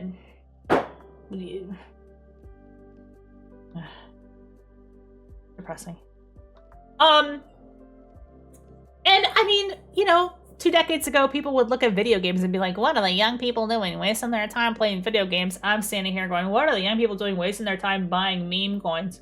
But I mean, again, like, one of these things is an art form, and one of these things is just a shit post. Well, 46 of every 100 Americans says they play games as they used to. 59 of every 100 Americans have cut back video games less than they used to. 55 plus, maybe not so much. I don't know anything about E.L. James. I don't know her politics. She wrote a book. She got a lot of money. Then she was horny. She wrote a horny book. She wrote a horny book that got BDSM wrong. And got rewarded for it. Whatever. It's fine. I've not read 50 Shades of Grey, and I've not seen the movies, so I'm not an expert. I've read bits and pieces of the first 50 Shades of book, which is basically just people shitting on it. You have? Yeah, that's right, because you were, you know, you're looking into it. Oh, okay. I can't read it on stream, but I probably should read it. I probably should at least read the first one. I know the plot.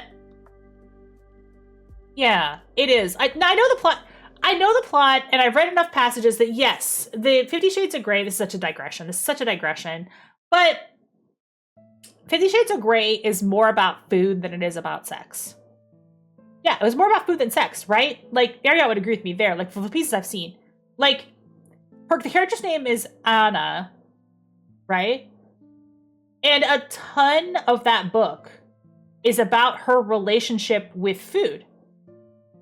It's not food porn. It's about denial of food and like him feeding her and being her personal chef and personal trainer. It's a huge part of it. It's a huge part of the fantasy is that not just that she has sex with this guy, but also that he like puts her on a strict diet. Yeah, he puts her on a strict diet. He makes her work out because the idea is like, you're going to get hot and you want to be hot, right? You want to be hot for me, right? So I'm going to take care of all that shit for you. I'm going to tell you what to eat. I'm going to make you work out because you don't need to have the willpower to work out and pick healthy food if a man's doing it for you. So there's a huge element of it being about food. And that's what her name is, Anna, right? Which you can read as short for anorexia. It's not that complicated. It's a pretty easy read of the book, like from what I know. Like, yeah, exactly. A Heathcliff archetype. I should just do a whole 50 Shades. I should read the book. I mean, I've read lots of snippets from it. I've read synopses. I understand like a lot of what's going on in the book, but I should like just read it front to back and be like, this is my book purport of all the 50 Shades books. There's a Wuthering Heights movie out right now, and I've been kind of fascinated. I haven't seen the movie. I'll probably just watch it when it comes to home video because I don't want to go out to watch this movie because I hear it's kind of mid. But Margot Robbie's Wuthering Heights. Fascinating to me that I've read Wuthering Heights. It was a long time ago. Read it in high school. A lot of people do. Fascinating to me that like anytime they do a movie of Wuthering Heights, they almost always make Heathcliff a white guy, even though in the book one of the first things they say about him is that he's got dark skin. Right? Is that crazy? Like, is that kind of a whole part of his deal? Like, I'm not saying this to like, yeah, right. Heathcliff, yeah. Heathcliff is like supposed to be like a tall, dark, and handsome, literally. Yeah. And every single time I see a movie, they cast a white guy, and it's like, shouldn't he be like Middle Eastern or something? I was picturing him as like more of a brown dude. I mean, is that right? And every time he's a white guy, I don't get it. I read the book. Yeah! Yeah, you should be Indian or something! I don't... Yeah, it's just... The Heathcliff comic, Fox. That's a great comic. I'm not even joking. The comic strip is great. That's different Heathcliff. That is not the same guy. That's a cat. Yeah, get one of the RR guys. That's what I'm saying. Get like a really handsome... Spanish? Sure. Spanish is... could be... But they say he's dark-skinned in the book, though. Like, they don't, like, they say it, like, a lot. It's not like it's subtle. They say it multiple times. And then they, like, and then at some point they're like, well, he could never be, own property because he would be a slave. Like, I mean, that's the kind of thing they say about Heathcliff in the book. Just saying. I'm just saying. And yeah, they've never, ever cast a brown-skinned person. Yeah. Wuthering Heights. Despising everyone in the book. Yeah, because everybody in the book sucks. It's a book about shitty people being assholes to each other. I'm not saying he's a good character. In fact, his whole point is that he's kind of abusive, right? Like, he's kind of an abusive dick. People are like, oh, I'm kind of horny for an abusive dick. You know? Like, that's what 50 Shades is about, right? Like, this guy's an abusive dillhole, and I love it. Give me more of this abusive guy. How did I get on this? Yeah, there's one other movie. I'm gonna watch it eventually, but probably wouldn't just want to come home video. I'll just get a glass of wine and watch it in, like, movie theater in the house. I'm not gonna watch it in theaters. You wish you had a movie theater in your house, but you don't. But I do. Exactly, Bishop, exactly. Which is why I'm writing a romantasy with a tall, evil guy in it who's very large and evil. Because can't beat him, join him, right? Am I right? Am I right? We're about to hit ads again, by the way. Not in, maybe in another 10 minutes. But I'll let you know when it's about time. Oh, yeah. You're not going to want to read it. That's just for girls. I'm only a third of the way through it. Gamers playing few games overall. The median Steam player only plays 4 games a year across their entire catalog of new. I just talk about it a lot because it's like I'm fascinated by the whole romantasy thing. As like a person who would be the target audience for that. I've read a couple of them and they didn't do it for me, personally. I think I'm just overthinking. I think I'm just overthinking it a little bit. I'm just overthinking it a little bit. I want like a higher quality, more intellectual romantasy with like a actual plot. Like actual story.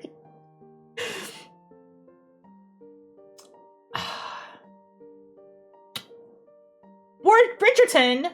Really? How are those? How's Bridgerton? I need to read another fiction book. I haven't had it down. It's eh. See, that's how I felt about all the romance books that I've read. I felt they were all eh. I've read some older ones, and the older ones are good, but like most of the modern ones. The median Steam user only plays 4 games a year. Couldn't be me. Heart Quest. Yeah, Heart Quest. That's the shit. We'll do more Heart Quest. Couldn't be me. Couldn't be me. Concentrating time on the same games each 9 to 27 years old have held 33% of PlayStation and Xbox hours per month. We're gonna get back to Xbox. We're gonna get back to you. We're gonna get back to you. No, they're just playing the same game over and over and over again because it's stuff like Call of Duty and NBA 2K that's multiplayer. It's multiplayer games. 46% of US gamers buy fewer than 1 game a year, 86% buy between none and 4. The average Steam user installs 3.8 games per year, down from 4.4 games pre-pandemic. Again, this does not match my pattern of consumption, nor does it match the pattern of consumption of most gamers that I know, which is why it's important to look at these stats, because if you were to tell me to my face, well, on average, people only install less than 4 games a year, I'd be like, get the fuck out of Dodge. I have installed this year alone. It's January. It's February. It's February. I've installed 1, 2, 3, 4, 5, 6, 7, 8, 9, games this year alone. In a month. I will probably install 100 games this year and uninstall because I play a lot of video games. That's only on Steam. The median Steam user does not behave the way I behave. No, you just install one game and you're done. This is the average. Now, when you look at this number, by the way, the average Steam user installs 3.8 games. Steam video games George, who installs 100 games a year, is an outlier and is counted in this number. So the average Steam user installs no games. Actually, average Steam user installs no games. Countess Lena, gamer who installs 10 games a month, is an outlier. It should not be counted. But I'm pulling this number up. And so are most of you, I'd gather, are pulling this number up. Sure. Steam users get refunds. This is not about those users, though. This is about the people who installed Counter-Strike, and that's what they use Steam for. All right, so biggest areas of revenue growth. By the way, it's only halfway through the presentation, and there's only 2 more sections, but we're going to talk about like dead people or casuals. They probably do count users that install 0, because that's how you get that average of 3. Nobody's installing 3 games. Well, I mean, obviously a handful of people are installing 3 games. But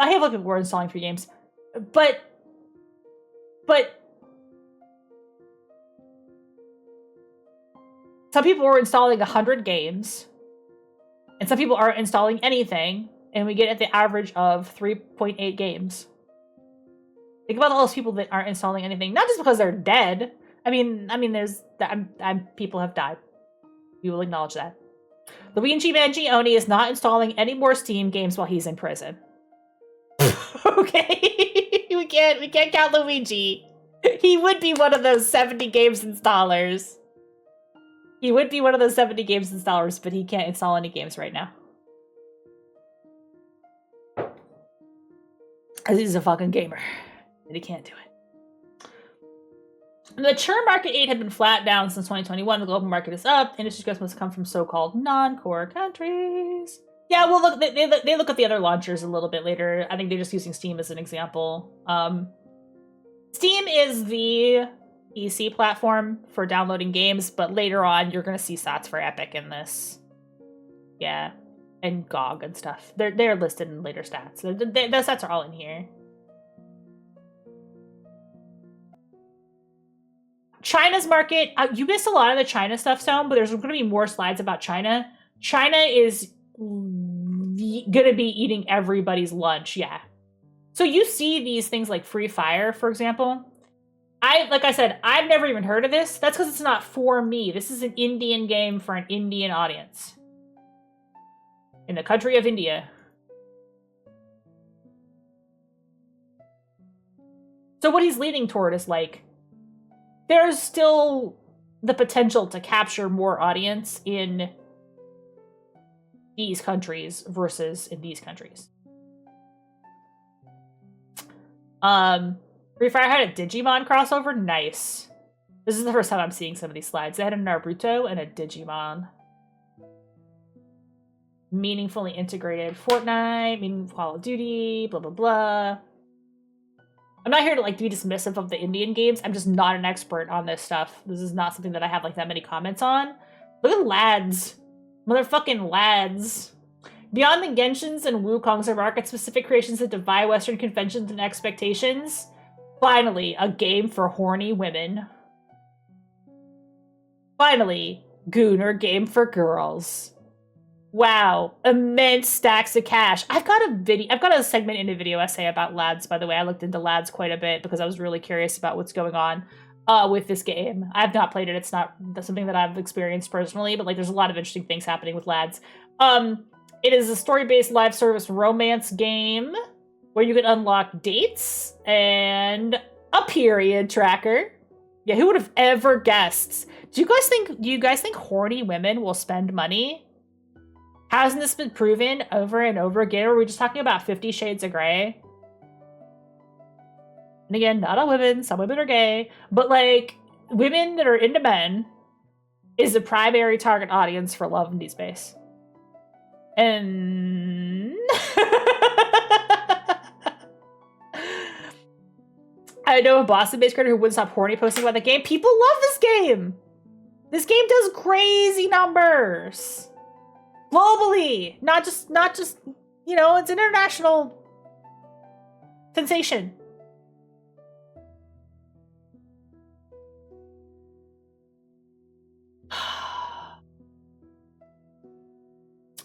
Advertising. So that's non-core markets. And, you know, Love and Deep Space is a game for a non-core market. It took a while. I will say this. I have seen multiple game publishers try to say, I would like to make a romance game for girls, and then just, like, not make this game. Like, they didn't really pull it off. Because I think you actually do have to invest a considerable amount of resources and make a real-ass game. And you have to take this seriously. You can't just be like, I'm gonna create some show where girls are fucking dumb. Like, this is a robust game with a lot of features. All joking aside, like, I know it sounds like I'm making a joke, but, like, this is a fucking game. You have to invest in it. You have to take it seriously. Take your market seriously. Make what they want to make. For years, it has been essentially absurd to tabulate industry revenue without ads. Outside of China, mobile game ads nearly match total consumer spending. Well, mobile game and app. So, mobile game ads. People who play games for free and get ad revenue. This is also, like, how TikTok and stuff makes money. Like, if we're talking about, like, how apps make money, it's mostly based on ads. They don't, you know, there's also, like, parasocial relationships, like the app taking a cut of you paying a creator. But, like, for the most part, that's ad revenue. Tens of billion in ad revenue in mobile games is ad spend from other mobile games. You've seen this. Do you ever play a mobile game and then get an ad for 6 other mobile games? What is going on? Everybody's just eating each other's revenue.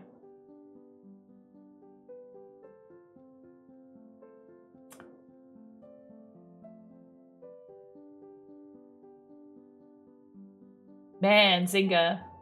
Zynga's still in there, huh? Zynga's still in there. Due to the fact that Royal Match, the second highest grossing new game since 2020, had $1.1 billion in net revenue in 2023 and spent $1.1 billion on user acquisition, user acquisition ads. They spent all their revenue on ads.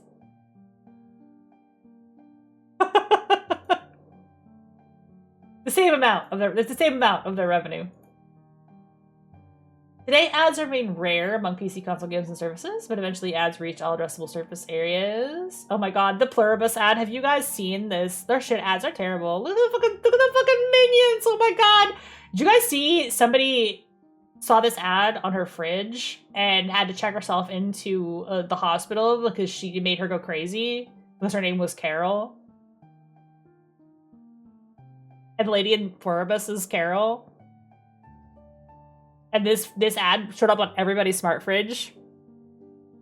It's the name of the lady in Pluribus.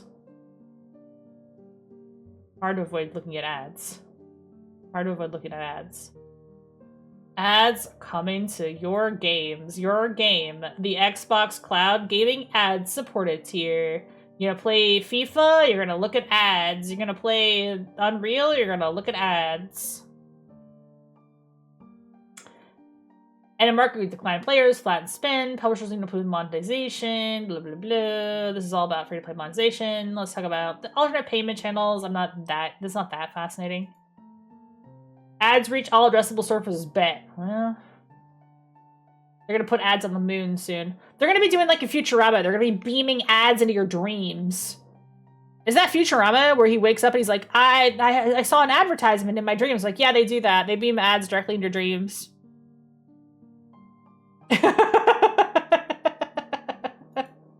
Crazy. They're gonna start doing that. Alright, what's D2C? Direct to consumer? Is that right?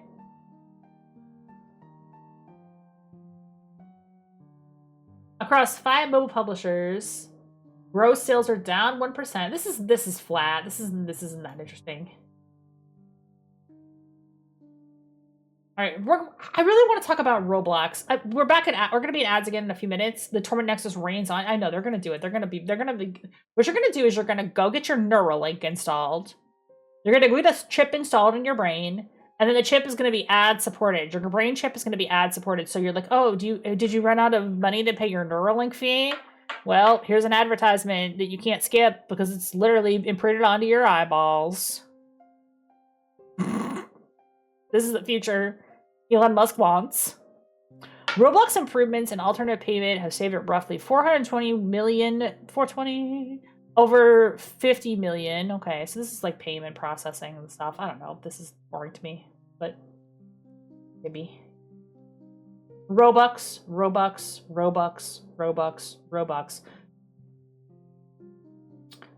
In-app fees are often 12% less. This is all about people just getting... This is interesting, like, as a gamer, but this is, like, how you get more of the pie of your various gamers. Like, how do you get more of the pie? Like, how do you eat more of the food that's coming through your... Because in a lot of cases, like, with Apple takes a cut, right? Which is the problem that, like, Epic had with being on Apple, with Fortnite, is that Apple took their little slice every time somebody bought V-Bucks. And they did not want Apple to take that little slice. So they were like, what if we install our installer? People even have this problem with, like, Patreon, which is why you shouldn't subscribe to somebody's Patreon on an iPhone, because Apple takes a cut of that same amount of money, and the actual person you're trying to pay money gets less. So you should always subscribe to a Patreon, like, on the web, because then they get the full cut, as opposed to subscribing through the app on iPhone, where Apple takes a cut. There's just, like, little stuff like that. So it's always like people trying to go around these app platforms and sell their own money because they want a bigger slice of whatever money you're putting into the slot machine. Evil shit. They just take a rent fee. Essentially, they're just landlords.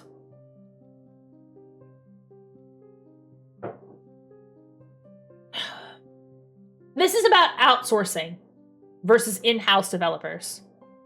I think this is more interesting about, like, the layoffs, right?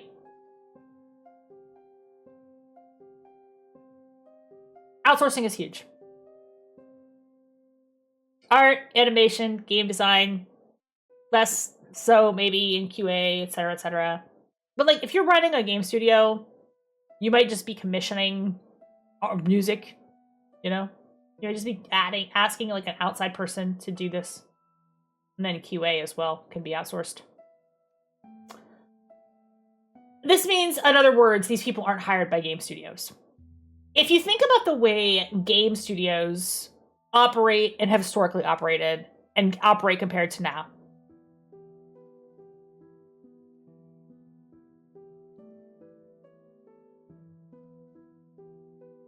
I'm hesitating because we have 45 seconds left in the ad break. That's why I'm halting. That's why I stopped talking for a second. If you think about the way game studios operate, they will need to staff up when they have a big project that they're working on. And then a lot of times they don't retain those people between projects, and then they need to staff up again. This is not, in my opinion, very efficient. But this is just me talking my opinion, right? Because you have to retrain new people. If you don't retain your talent, if you don't keep them on for your next title, you have to retrain everybody on how your working processes work. And, like, every game studio is different. Every game studio has different working processes. So people have to learn their way. The industry itself is not that big. Like, it's a pretty small industry for how much money it brings in terms of, like, who the people are. And that's because people burn out really fast in the game industry because there's so much crunch, there's so much overtime, the job is hard, they make you relocate, they push you around. And it's not true of every studio, but it's a tough industry. I mean, the reason I didn't stick in games is because salaries were just better in non-game software. And indie games are a total lottery. If you go on Steam and you put your game on Steam, you could be the next Molotro, but chances are you aren't. So it's tough. It's tough business to be in. So So what do? They outsource a lot of this stuff, and now we're back on to ads, so welcome back. Video games is tough. It's a tough industry to make money in, no matter how much passion you have for it. It's just hard. It's a hard industry because there's so many people hungry to do it because it's fun, in theory. And there's so many exploitive people. Am I getting the babble? That's what I'm here for. That's what I do. Try to place with AI? Yeah, of course. Of course I want to place with AI. Why do they resort to working with external development? Flexible skill set, build more content, access hard to find skills, speed of development, blah, blah, blah. It's the same. Do your stuff. Absolutely. Game makers also report substantial increases in the share of their engineering work that's outsourced. This is outsourcing engineering. This is outsourcing animations, audio design, weapons, etc., etc. Many of the most creatively and commercially successful titles have been substantially outsourced. I'm not talking shit about either of these titles. I'm not a Hollow Knight person, but we play quite a bit of Power World on this channel. We have a lot of fun with Power World. They do outsource about half of their development. Whereas Team Cherry, they outsource most of it. Most of it. There's only 3 people. But they got the game out. They made the game. They did it. They released the Silk Song. All right, so this is almost the end of the presentation, but there's some stuff in here that Roblox. Let's talk about the elephant in the room. You got to ask on that bit. Well, it's half. Keyword Studios is just a different, yeah. By credits, they just mean names credited. Yeah, I think so. So the stat here is just like how many people were credited in the game to working on it, and like I'm not shitting on either of these choices, and I think this is just what the reality is of, yeah, it doesn't, yeah, you don't, yeah, especially since, like, I think Team Cherry is a weird pull for this, like, if I take a step back and, like, looking at this presentation on a whole, this is kind of a weird pull to me. Obviously, they just hired people to make their one fucking game. Right? And, like, what's Pocket Pair? They have a couple other titles, but for the most part, they do Power World now, right? They have a couple other titles, but like Power World's kind of their big play. Team Cherry is not really a good pull here because Team Cherry is weird. Team Cherry is a bad pull. Yeah, I think so. Halo Infinite used entirely contractors to make the engine. They laid off every single one of the contractors. Yeah, that's annoying, right? Yeah, this slide is not great. This isn't a great slide. I'm with you, Power. I don't think you can shit on Team Cherry for hiring a bunch of people to make their one game. They obviously got paid. Is a cherry pick? Yeah. Because it's a huge game for a small team to make, and so they obviously like staffed up for the one game. They're not like a big studio. This is indies. These are both indie companies. Power World is indie. Like, it's a bigger game, it's a bigger team than Silksong, but still an indie game. I think it's also an issue how much work this streamer would do. Yeah, I don't know about that. This is a weird slide. I think this is a weird poll. I'm not going to linger too much on that. Let's talk about Roblox. We saw this slide earlier, but Roblox is making all of the money now, it seems. It's making all of the money. A singular driver of the total video gaming market in 2025 was over 4.5% of China spend, over 64% of net growth, 67% of non-China growth was Roblox. All the money in non-existent moderation. Yeah, Roblox is a cesspool. Well, that's because this is not a good slide. I agree with you, Pat, where I'm not going to link around it anymore, but it's not a good pull, in my opinion. The outsourcing thing is kind of dumb that they talk about. I get why, because this is like a business presentation, but like, obviously, they outsourced most of Silksong. Were they supposed to, I mean, I don't know. Those are indie games. They're big games, but they're indie games that you're using as your example there. It's not the same as EA not hiring people. Or, like, Microsoft not hiring people. Microsoft buys all these studios up. Like, obviously they should hire people and keep them on. Roblox had more DAO than PlayStation, Switch, or Xbox. That's daily average users. Up another 69%, with 3 times as many daily average users after the first year of COVID. So COVID made Roblox surge like crazy. Like there's a big pop right here, but it has not slowed down. And we do have more adults playing Roblox. I don't know what over 13 is a big gap, because that's still like 15-year-olds, right, that are over 13. So like this is like small children, and this could still be children.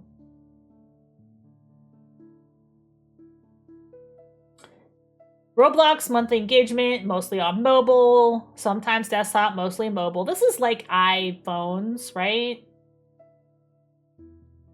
For kids, you give your kid an iPad baby, and they're playing Roblox on the iPad. This is the chart that I wanted to show you guys out of this whole presentation, because this is the chart that I think is insane. Roblox average quarterly engagement is now as large as that of Steam, PlayStation, and Fortnite combined.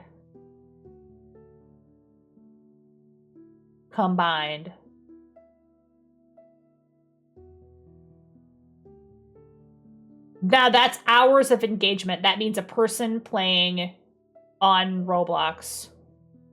This chart was the one that I said I don't see Nintendo Switch on this chart. I'd like to see Nintendo Switch added to this.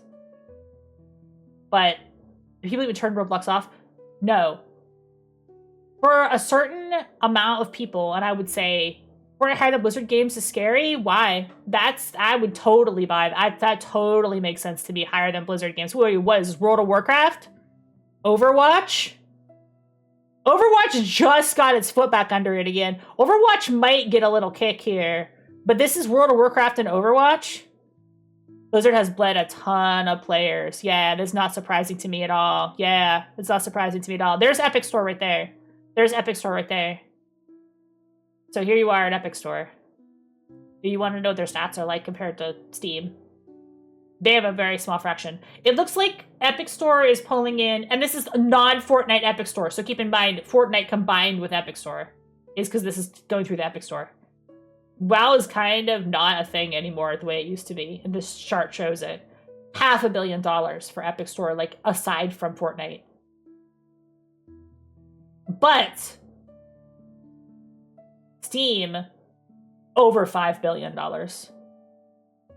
Now look at this first party on Steam. What's first party on Steam? Counter-Strike. Dota. That's it. I mean, you could say Team Fortress, but that is not making a lot of new money. It's Counter-Strike and Dota. Yeah, TF2 a little bit, but I mean, this is Counter-Strike. And Dota for the Europeans. Now, it'll be interesting when what's a Deadlock comes out? That might take a little something, because people like that Dota-style game, right? I hear it has a really good buzz. It might eat a little bit of that Blizzard revenue away from the Overwatch people. But I'm not much of a MOBA person myself, and like Dota does good numbers for them. But I'm saying this is mostly Counter-Strike. Counter-Strike makes a shitload of money. And so we look at first-party Steam. It takes me a second to even go, what the fuck games are first-party on Steam? And it's only 3 major games. And TF2 barely counts. Really, it's only 2. Deadlock currently push them higher. Yes, Deadlock is gonna... No, Deadlock isn't released. It's still not out. It's still in beta. I think it's still in a closed beta, even. Am I right? Alpha, yeah. This is Counter-Strike. But even if we take this and add Fortnite to it and add PlayStation, it still doesn't match Roblox at over $10 billion. Yeah, I wouldn't even count TF2. I like TF2, but I wouldn't even count it. I think this is mostly Counter-Strike and some Dota. I do wonder how much of that is just Roblox is running. Yeah, that's true. People run Roblox in the background. People just run in the background. This is engagement. This isn't money. If I said money before, it's not money. This is just engagement. This is hours of engagement. This is not, yeah. is just gonna have it on. I mean, you're absolutely right. And here's streaming. Here we are, Twitch, YouTube, Ick, and then rest of market. Oh, OnlyFans. Streaming on TikTok. Yeah, I leave Steam on all the time, but you're right. This is only in-game. Whereas this is leaving the... You have a really good point there, Byway. This is probably people just leaving it open as a social app. Because people use it like as an instant messenger. Right? It's not just a game. I don't play Roblox, but I know like a lot of kids will just leave it open as a social messenger. Yeah. So maybe it's just the social aspect of it. With Tycoons, even that shit idling. As for ranked competitors, their rank is so high they play Roblox during the long queue time, so it's always on. That's interesting. I believe you. That's interesting. I mean, obviously the data bears that out. People just leave Roblox running. They aren't necessarily even playing something on it. They just leave it running. Yeah. Straight up just on so their friends can message them. Yeah. Yeah. That makes total sense to me. I just noticed, by the way, I just noticed this. I've been talking all this shit about what this is. Counter-Strike and Dota are actually called out separately here. I was right. Counter-Strike, Dota. They lift Valve separately for some reason, even though Steam First Party and Valve should be the same thing. I don't really know why they're separate spots. Isn't that just the same? Isn't that just this?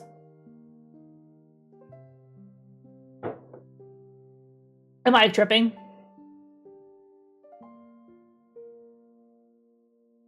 Yeah, but those aren't making money. Nobody's...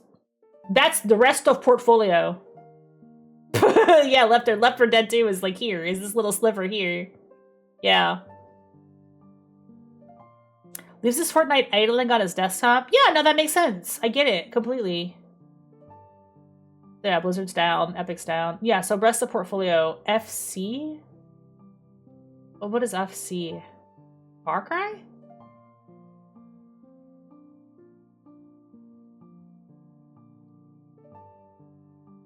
FIFA? Is that FIFA? FC Sports? No, I think Far Cry. That's gotta be wrong. That doesn't make any sense. Those are like single player games. FC Sports, not FIFA. Okay. Sports. This is sports games. This is hours. This is not money. This is hours. So this is a revenue. This is just time. If I ever said revenue before, I was wrong. This is time. So they might just be leaving the client open, right? Whereas a PlayStation, this is actively playing. Roblox is starting to challenge Netflix for total hours of use. In 2025, Roblox had 16% of Netflix's hours, while Netflix grows 1% of a year. I think Roblox will surpass Netflix. What do you guys think? Because Netflix is just movies. This is a platform.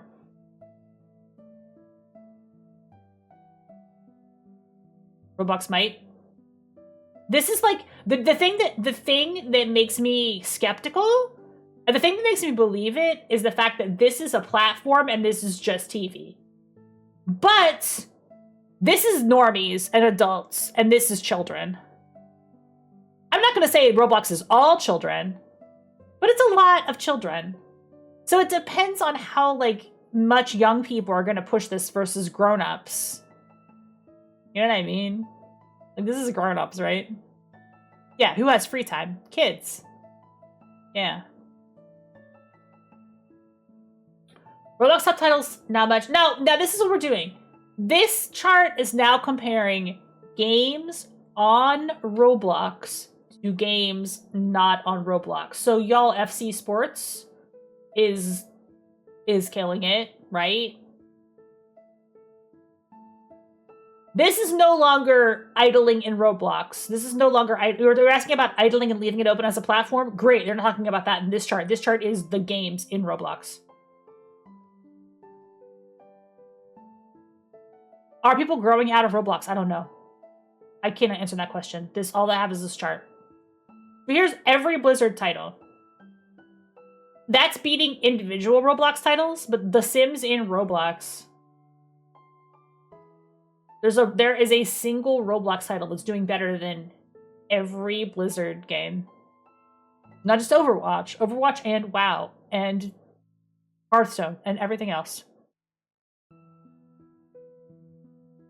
Right? I fell out of the loop too. When I see that stat, like, Well, average Steam gamer only installs 3 games. I'm looking at my list of games like, bitch, I own 1,000 games. So I note that Grow a Garden sure sounds like an idle game. I mean, you're right. That does sound like an idle game, which means they're not really playing. Steal a Brain Rot? What the hell is that? That's probably an idle game. You're right. These are probably both idle games. These probably aren't games you play actively. I mean, you've got a good point.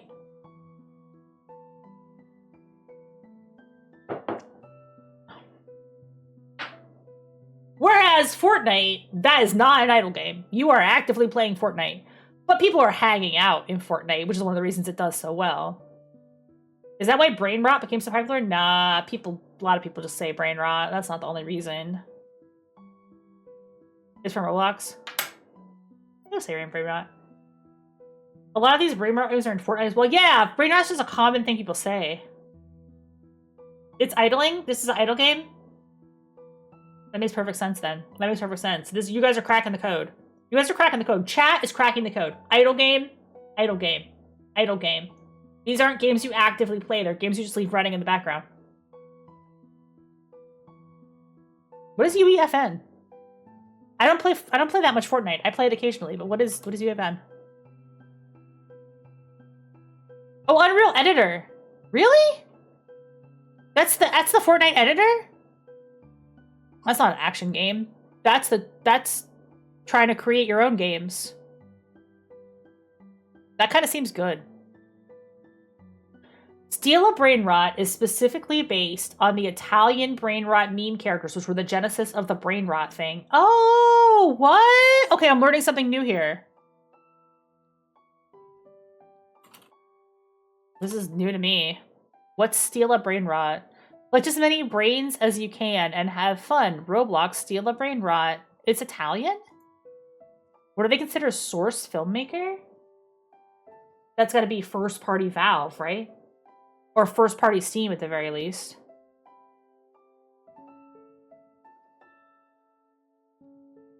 It kind of, now that I look at this chart though, it kind of weirds me out that they have a separate first-party Steam and then they have Valve. Isn't that the same fucking thing? I mean, am I stupid? I was like talking about, like, I'm sure this is Dota. It's over here. Wait, why do you have 2 slides for it? Why do you have 2 parts of the slide? It's the same thing. This is Valve's launcher, and this is their games. But this doesn't add up, though. This doesn't add up, because looking at this number, it's like a little bit more. It is weird. It's weird. What else could be included in first-party Steam aside from these games that are already Valve? Like, obviously, Counter-Strike does bananas, but, like, isn't that also included in this? This is a weird chart in a lot of ways. I think the stat is very interesting, but I also think the more I look at this, the more it feels like the stat is cooked a little bit. You know what I'm saying? Maybe this is, like, cooked to blow my mind, right? So, idle game. Idle game. People just leave them running. They aren't playing. They're actually playing. Whereas this is not going to be an idle game. Blizzard is not going to be an idle game. Show me the crosstabs. Yeah, what are you doing? Is that a paragraph, like a proper thing on paper? Yeah, I want to know. Well, there's sources. There are sources. Like, if you look at the bottom, like, I'm covering it a little bit, but, like, you can see the sources. Roblox, SteamDB, Sony, Stream Hatchet, Fortnite, Blizzard, Epic Games. There's sources down here. Steal a Brain Rot is basically a Pokemon collecting sim. Creatures select out an island, you buy them with your revenue. Okay. So there's a lot of idle game DNA. This is obviously not an idle game. This is Dota. The people who develop these hit Roblox idle games make bank. They make crazy money. All we gotta do, guys, is develop the new hit idle game in Roblox. Let's get into Roblox and steal some revenue from some children. What do you guys think? Let's all quit our jobs and get on Polymarket till we get enough seed money by betting on whether Jesus comes back. And then we're gonna Roblox and we're gonna make an idle game that does nothing. We're gonna make a cow clicker. More child sweatshops. I'm kidding. That would suck my soul out to make an idle game in Roblox. That would suck my soul out. I would become a husk of myself. Every 50 clicks the cow farts. Yeah, cow clicker, baby. A horror survival crafter? Ah, okay, I feel you. So it's kind of hot, right? It's kind of a real game. Horror survival crafting, I'm into it. Kids love that shit. I'll make that bitch a horror survival crafter. Kids love a horror survival crafter. I saw a talk, an IDGA talk by Heather Flowers, who did Unfair Flips. And she said Unfair Flips was like her most successful game by far, because it got picked up by a lot of streamers, Northern Lion, etc., etc. And she was kind of mad about it because of how low effort it is. It's like a low effort game. Like, I've put a lot more effort into other things, and this is the one that took off. And I feel like Boghost felt the same way about Cow Clicker. Like, Cow Clicker was this game that really took off. It was like, I fucking hate human beings. So the lesson to learn here is, like, just make a low effort video game. Just make a low effort video game. Take your good low effort video game and just port that shit into a just sweatshops in sweatshop and Roblox. The fan art, yeah, like the fan art you shit out in 45 minutes.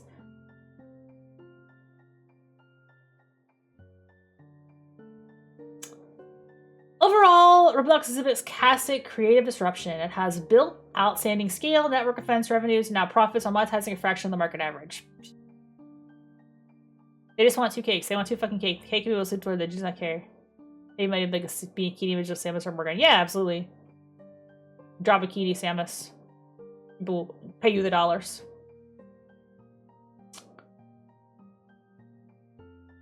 Anyway, the closing thoughts this guy has.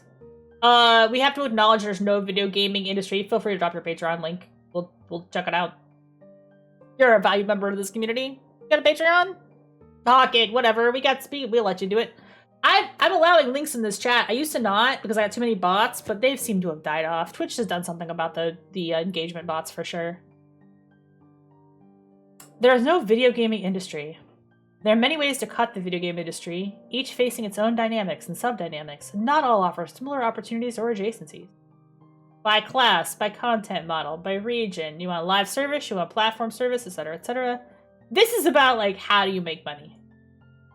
You know what I'm saying? So I thought that was interesting. I think these stats are interesting. I think this is interesting. Like I said, I think there's some missing data here. I'd like to see more information about this. But I think that this is really interesting data. This is an idle game. This is a survival crafter. We figured that out. You see the crosstabs? What's a crosstab? Tell me what a crosstab is, Mr. Guy with a PhD. I don't have that. What do you mean? This keeps cap. I think this chart is weird the more I look at it. I do think that this is probably true and correct. Like, I don't think this is wrong. But I also think you guys are right that people just leave Roblox open. And they play idle games. Oh, breaks out the category by categories in a big data table. Whereas a lot of these are not idle games. Like, Twitch is obviously idle. Like, you're just watching. You're not, you're chatting. A PhD? Yeah, Aria's a PhD guy. But, like, some of these are actively playing, right? Actively playing Counter-Strike.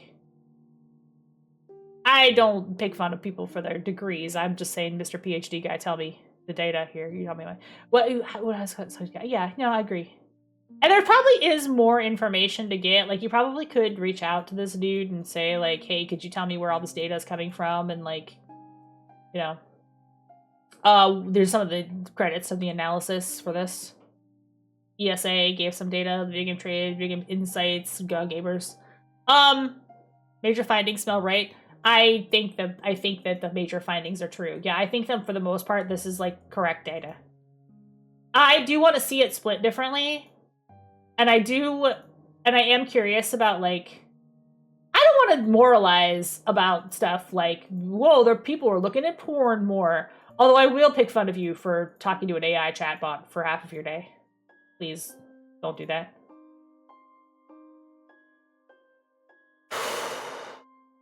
People are lonely out there, man.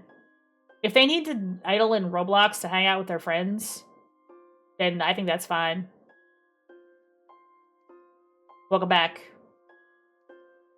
I'm about to take a deep breath and go back to the Xbox stuff. that we talked about. I think this like a whole presentation.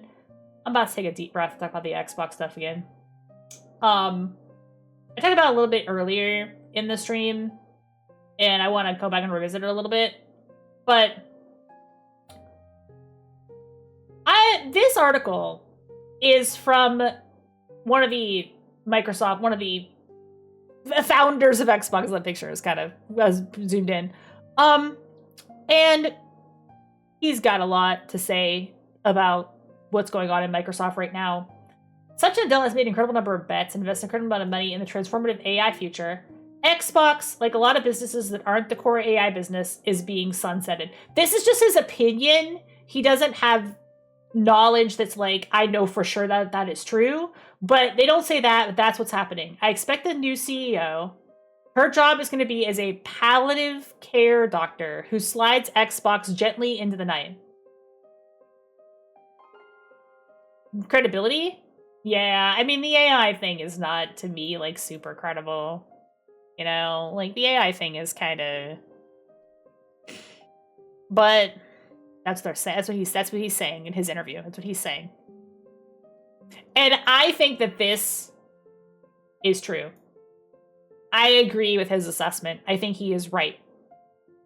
I imagine asking somebody if it made sense to put a major motion picture studio in the hands of somebody who didn't like movies, or a major record label in the hands of somebody who'd never seen a live show. Why would you do that? You'd only do that if looking at the problem in a more abstract way. The natural consequence of the focus on AI is that AI abstracts every problem from the minds of executives who believe in it. We're abstracting the problem of games as well. There's a core belief, and you can see in it what Satya said, that AI will consume games like it will subsume everything. The job of these people is to gently usher these business units into the world of AI. That's what you're seeing here. Whether or not you agree with it, whether or not you agree with AI having the potential to do that, AI will be successful as separate measure. Reminder that David Zaslav doesn't watch TV movies as his current head WB Discovery, and what a great job he's done. Good example.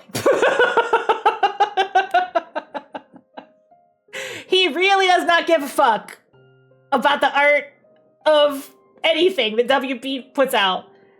To the point where they can't monetize some of the most well-known properties in the world because they just don't fucking know what they're doing because they don't give a shit. And now we're doing that with Xbox. Great. Nice. I have seen people be like, well, she doesn't have to be a gamer. Reggie's Lightning Ball. Yeah, Reggie is like the one example. Like, I mean, okay, Reggie wasn't a gamer and he did good at being Reggie. We all liked Reggie. But I mean, come on. She was the head of their AI division. Yeah, his body was ready. He was funny, at least. Right?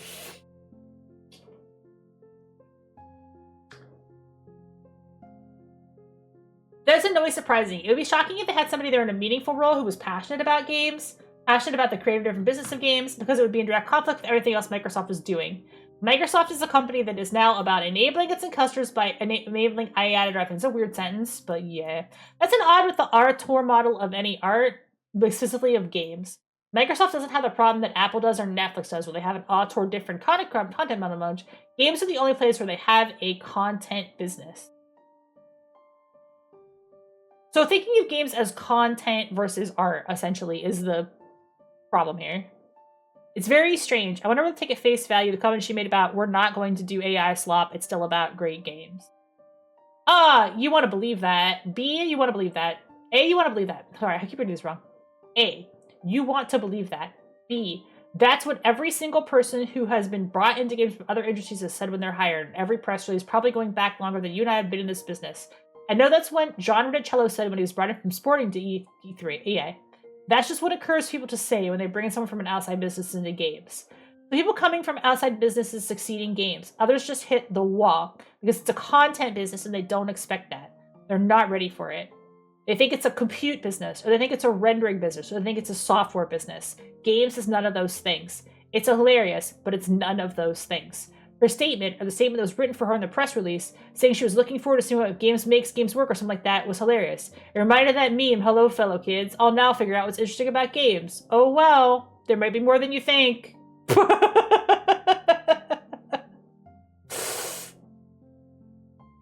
the rules are different now. It's important to understand Microsoft in the context of the scale of the bet. It's an unprecedented monetary and strategic bet they've met in the AI in the history of business. This is not the same as Sega deciding how to gracefully go out of business. This is a company that's trying to recontextualize the way we think about technology in its entirety. Their decided lever point is generative AI. They're going to look to fit everything into a generative AI models. Oh, Reggie was brought into GameStop board. Reggie had to leave. Oh, jeez. I don't love the word content either. It just feels like garbage, but yeah. It's like people say about having a hammer, everything is a nail, especially true of Microsoft right now. Everything is a Gen AI problem. Games are a Gen AI problem. This is why they say it makes perfect sense. If you're Satya, you have a hammer called Gen AI, every single problem is a nail. Who do you put in charge of games? A games person? No. Everything is a Gen AI problem. You put a Gen AI problem in charge of games with a training model. This is just his opinion. What do you guys think? Do you think that's the play? Do you think the reason they put an AI person in charge of Xbox is because they just want to fucking push the generate game button?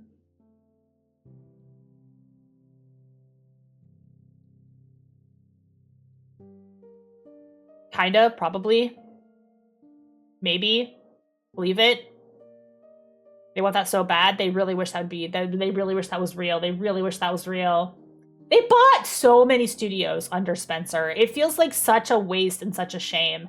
They bought Bethesda. They bought fucking Activision. They bought so many studios. Obsidian. And then they laid a bunch of people off, of course. But then to say, like, well, we don't really need game studios because we're just going to push the make a game button. Honestly, the smartest thing Microsoft bought was Minecraft. Because Minecraft is such a cash cow as like a brand. Not necessarily as a game because you buy the game, but like as a brand, it's such a cash cow. The movie, the merch. Like, that was their smartest buy by far. Like, when they bought Minecraft, I was like, yes, that was a smart thing to do. But then, like, they're stupid. They bought Rare because they thought they'd get Donkey Kong. That's true! I heard about that! Is that really... I mean, I did hear that. They thought they were getting Donkey Kong when they bought Rare and didn't realize they didn't get Donkey Kong. They just got Banjo. They didn't want him. They're like, well, this was just Banjo crap. wait, we don't get Donkey Kong? What the fuck? God, idiots. No, that's still Nintendo, boss. What? We paid so much money. Bethesda QA? Yeah, the people of Bethesda are great. I like the Bethesda people. They're awesome. That shit was... Oh. Hi-Fi Rush is such a bummer what happened to that game studio. They made a really good game that everybody liked, and then they're like, oh, by the way, we're closing your studio down. Fuck you. What the fuck, guys?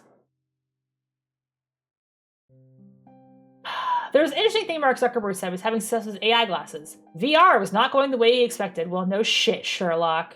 He said maybe the AI glasses would be the backdoor into the metaverse. Maybe he'd been thinking about it the wrong way.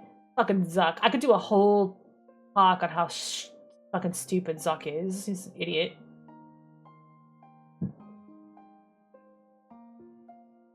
It's dangerous to apply old thinking to a group of people who are thinking in a new way. These guys are not thinking about the problem in that way anymore. It's Emperor's New Clothes. It's hard to look at something to have games, just proven huge business. We're subjugating the proven huge business part of a strategy part business. We're not sure will work or not. Like, he's so right. This is the reason I like this interview, because he's so right about this.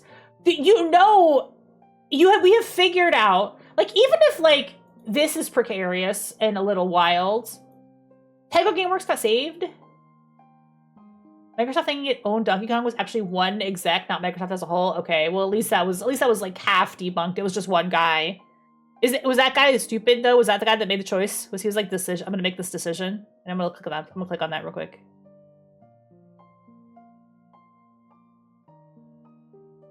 Okay. There's so many ads. Botox ad. Thanks. It was actually a bland gray exec out for a free jolly to UK rather than MX as a whole. Strange how the naivete of one individual advisor. It does have to seem like it is kind of a crazy anecdote that Microsoft themselves thought they were getting it versus just like, ooh, they got one guide. It is funny that they got one guide, though, that we all got one guide by this guy who... Yeah, that's pretty funny. Yeah, the 10-cent thing is on this one. Okay, we're gonna get to this. We're gonna get to that in a second. Where was I? Oh, okay. Yeah, that is funny. That is funny. Crafton bought Tango after Microsoft closed them, but Crafton also pushes NAI. So we don't know for sure what's going on with Tango. I'm gonna hold out hope. I remember Zuck's statement. It was interesting because he was basically saying games are as uncertain a business as his AR thing. Maybe together they'll work. No, games work as a business. He's culturally not seeing that somehow. There's a model where games are massively profitable and people become billionaires off of games. But the way we're looking at this, Sacha is holding a hammer, so Xbox has become a nail. That's where we're at. Yeah, I wanna dissect this a little bit. I wanna dissect this a little bit. Games do make money. Games make a shitload of money. We just looked at the previous whole slide talking about the revenue that you can generate from video games. Now, they're very hit-driven. You have to have, if you want to make big dollars, you need to have a big game that makes big dollars. If you want to make a little bit of money, you can have a lot of games that make a little bit of money. And each little bit of money each little game makes a little bit of money. And that together, you have a game portfolio that makes a decent amount of money. I mean, that is totally a business model that you can have. Are you going to suck up all the revenue in the world with that? No, but you could make a decent living and a profit, and they're profitable. Their games are profitable. But this is the piece that I will talk about slightly with this. The vibe that I always got is that Microsoft thinks games are embarrassing, and they would rather not make them. Now, there's other factors involved here. Hit-driven market, obviously. You know, you gotta make big plays. They're expensive to make compared to other things, and the revenue model is direct to consumer. And Microsoft would prefer, I think, on the whole, to do B2B sales because the profit margins are higher on B2B sales, right? Like, you don't have to put things on sale. B2B is just a high profit margin. B2B software as a service is like, they love that shit because there's so much money in it. But I have also kind of always gotten the vibe that they think video games are a little bit of an embarrassing business to be in, and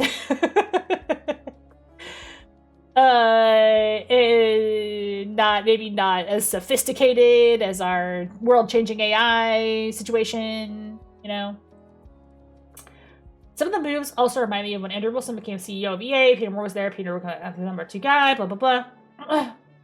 Asha Sharma is entirely in software as a service. So this is Microsoft's bread and butter, right? The SaaS. SaaS, software as a service. Gen is 100% hot change, nothing with Yeah, I'm not going to shit on Inzoi too bad for Gen AI. Inzoi is just not my kind of thing. I'm not really a Sims person. You've never seen me fire up The Sims on the stream. It's just not my bag. And like, you know, I'm not going to moralize about Inzoi.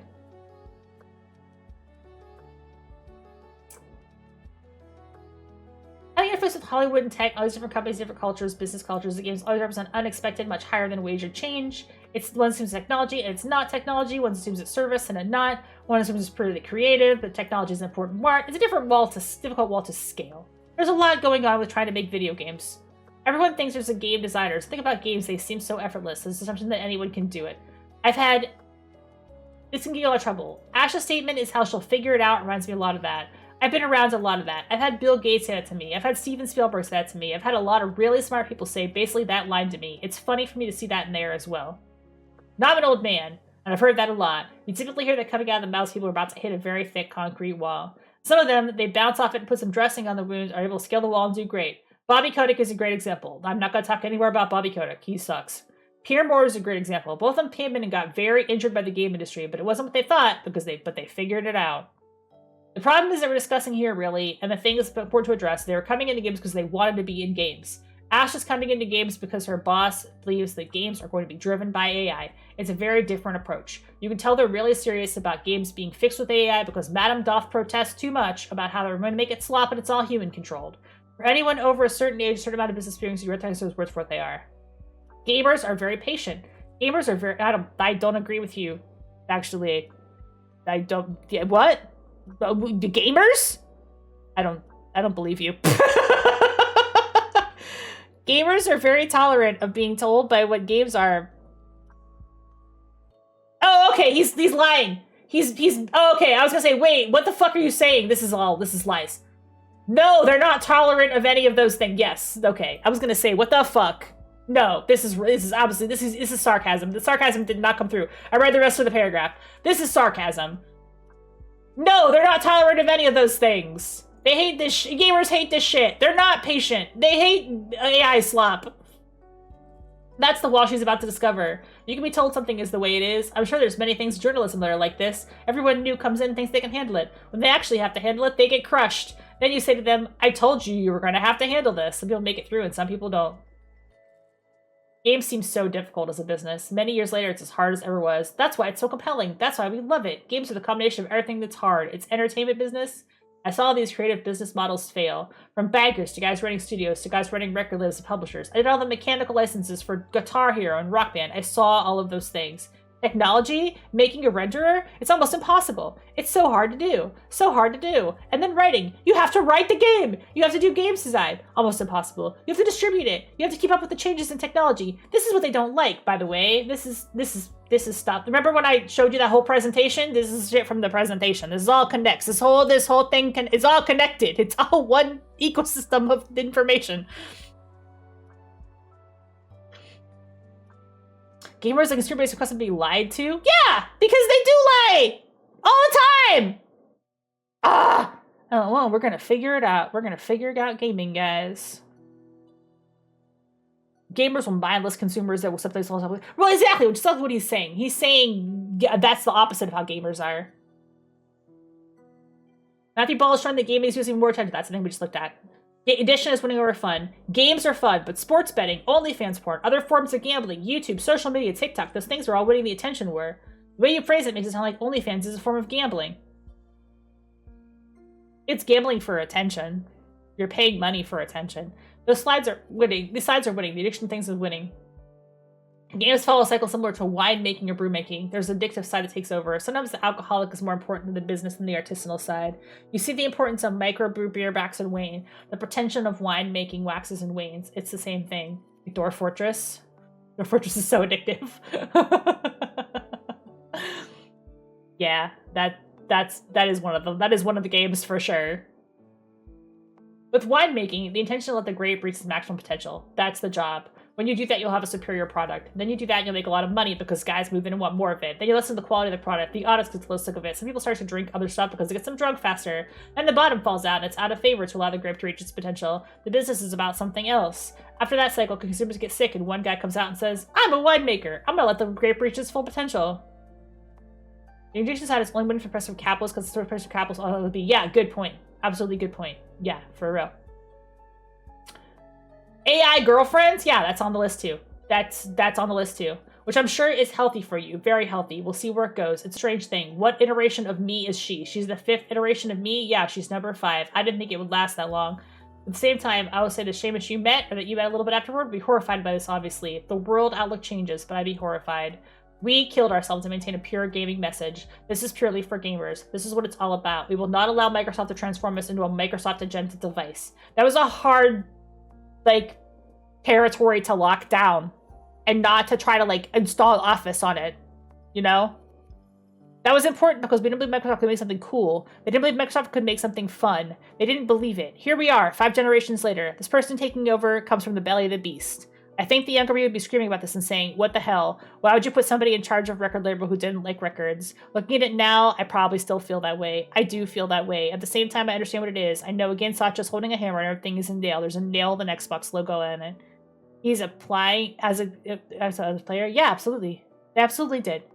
Because nobody believed that they could do it, like he said. Nobody thought they could make something fun. That they would make a productivity device, and they've been doing their best to walk those choices back. and make, like, Phil Spencer hold the fort down. I mean, okay. Love or hate Phil Spencer. He didn't make a lot of good choices over the last couple of years. But I do think he wanted to make video games. Right? Like, I think he was there because he wanted to make video games. I don't think this new person wants to make video games, guys. She just doesn't. And the person I feel worse for is Sarah Bond, who's more than capable from a leadership standpoint. Super cool, actual gamer. I really like Sarah Bond. This is a crappy day for her. I want to tell her I'm thinking of her and that she's awesome. Do you want to look at Sarah Bond's statement? Because I thought that it was very interesting. I forget what tab it's in, so I'm going to blip my screen for a second and find her comment. Her statement was super interesting. Sharing with gratitude the note I sent to my team today. Hi, team. I noticed this is Sarah Bond. She was the president of Xbox. I noticed a lot of news taken today. I'm incredibly proud of what we built together over the past 8+ years. PC and cloud gaming growing faster than ever. Our next console is well underway. What? Are you fucking serious? Get out of there. Get out of here with that.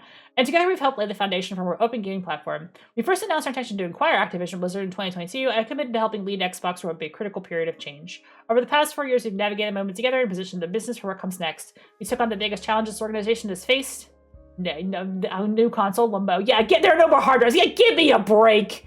They're releasing a new console. Monkeys might fly out of my butt. With that, I've decided this is the right time to take my next step, both personally and professionally. We're living through a transformative technological era that will shape the next generation of our industry. They do own Blizzard. Yeah, Activision Blizzard. They bought that shit. No more hard drives? Yeah, good luck. Good luck with the console, guys. I need a new hard drive. When am I gonna get that? Give me another solid state, baby. Dials up a data center to a Gen AI and Minecraft straight to your TV. Yeah, you don't need persistent. Every game should be AI hallucination from here on. You're just gonna be in a dreamscape that alters and never changes. And there's no more GPUs either. Yeah, you guys are using up all the fucking hardware.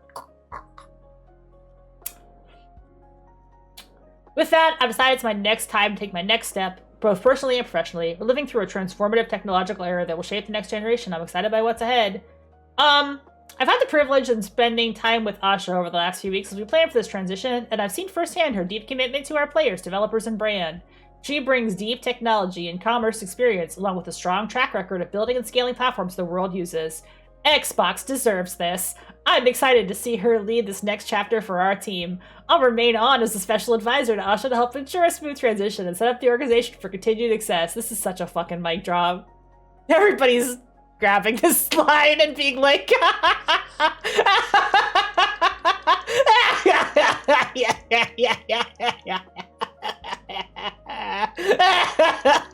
Xbox deserves this.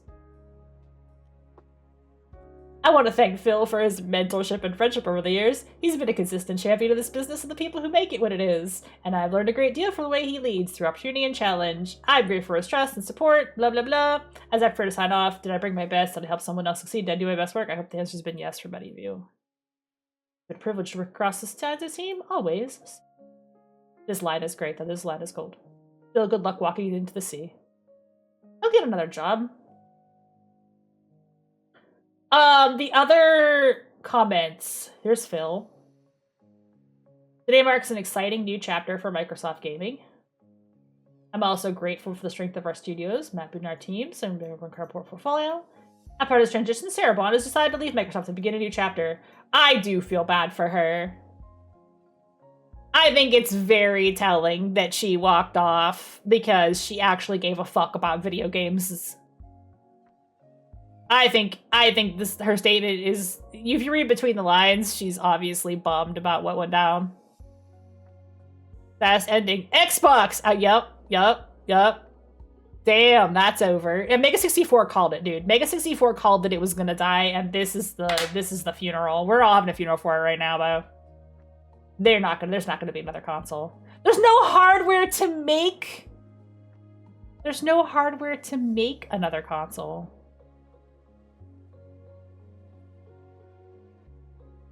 I liked Xbox. I was a big proponent of Xbox. I was a booster for Xbox, man. I liked Xbox. I feel bad that they're doing this to it. But I don't think there's gonna be another Xbox, guys. I just don't believe them when they say we're gonna make another Xbox console. I just don't believe them. The Xbox aisle is slim pickings. Yes, there's no reason to buy one. The controllers are good. The controllers are great, but there's no reason to buy one because like everything that it has you would play on PC anyway. Which they knew. Yeah, and their whole like thing is confusing too. Like Xbox One, Xbox One S, Xbox One X Slim. Can you make people at Microsoft? Can you brand anything in a way that makes sense? A PlayStation 1, PlayStation 2, PlayStation 3, PlayStation 4, PlayStation 5.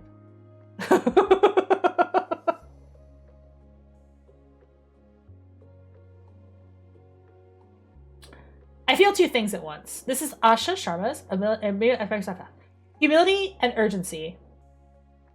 Humility because this team has built something extraordinary over decades. Urgency because gaming is in a period of rapid change and we need to move with clarity and conviction. I am stepping into work shaped by generations of artists, engineers, designers, writers, musicians, operators, and more who create worlds that have brought joy, deep personal meaning to hundreds of millions of players. Level of craft here is exceptional, is amplified by Xbox, which I've founded in the belief that the power of games connect people and push the industry forward.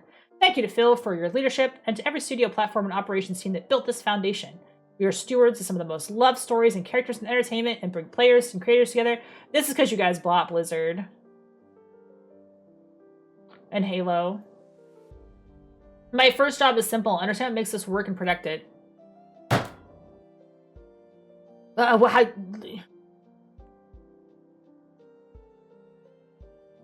Sorry, I'm zooming in so you guys can see what it says. My first job is to figure out what the fuck is going on. Could you use Copilot to write the statement? Probably, yeah, I'm sure. I mean, I'm not gonna say for sure, but she's the AI chief. She's the AI chief! I mean, why wouldn't you eat your own dog food, as they say in the business? This is some dog food right here. First, great games. Everything begins here. We must have great games beloved by players before we do anything. Unforgettable characters, stories that make us feel, innovative gameplay, and creative excellence. This is fucking Copilot. She's no fucking... This is... I believe this. I do not believe it.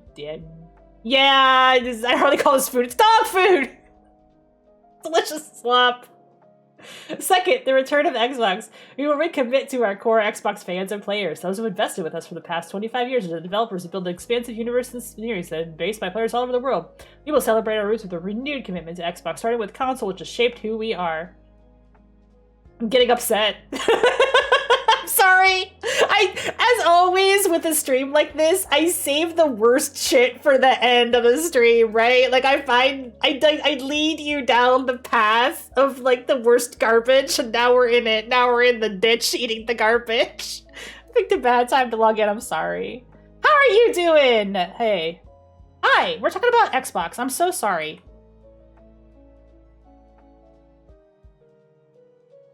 Follow Luteriad. That's a game developer. Why am I not following you? What the heck? That's game dev right there. Follow game devs. Follow wonderful independent game devs. So don't talk about smutty books. We're talking about the new Xbox CEO, guys. We're talking about we're hit ads. It's bad to hit ads. It's ads in like a 20 seconds. Where are we at to? Playing out there. It's ads in 20 seconds, and then we're gonna just shoot the shit for a little while. This is gaming news. We're talking about Xbox. Xbox situation is crazy. I think Xbox, on the whole, like as an organization. Sorry, it's ads now. It'll be ads for 3 minutes.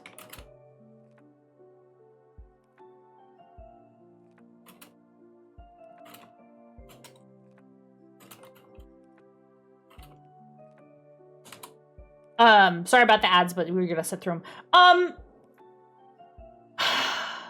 Xbox, as I have said, on the whole, I think in the past had a very good track record, at least early on, especially during the 360 era as well. But they've done a wonderful job supporting indie developers, creating stuff for indie developers to make games, sell, stream your indie games, putting it on, New stream PC, hopefully go online. So being working on an NES encyclopedia. Nice, nice, nice. Yes. Lots of colorful charts. We did 2 hours of charts and diagrams. That's the lead. Countess Lita promise. There's going to be science content. Some of it will be bad. We're going to talk about it in depth. We're going to look at it. We're going to question it. We're going to ask where they got their fucking numbers from.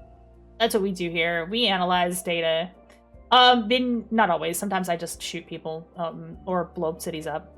But yeah, oh my god, adventure game fanfare. That sounds amazing. I'd like to go do that. It'd be fun.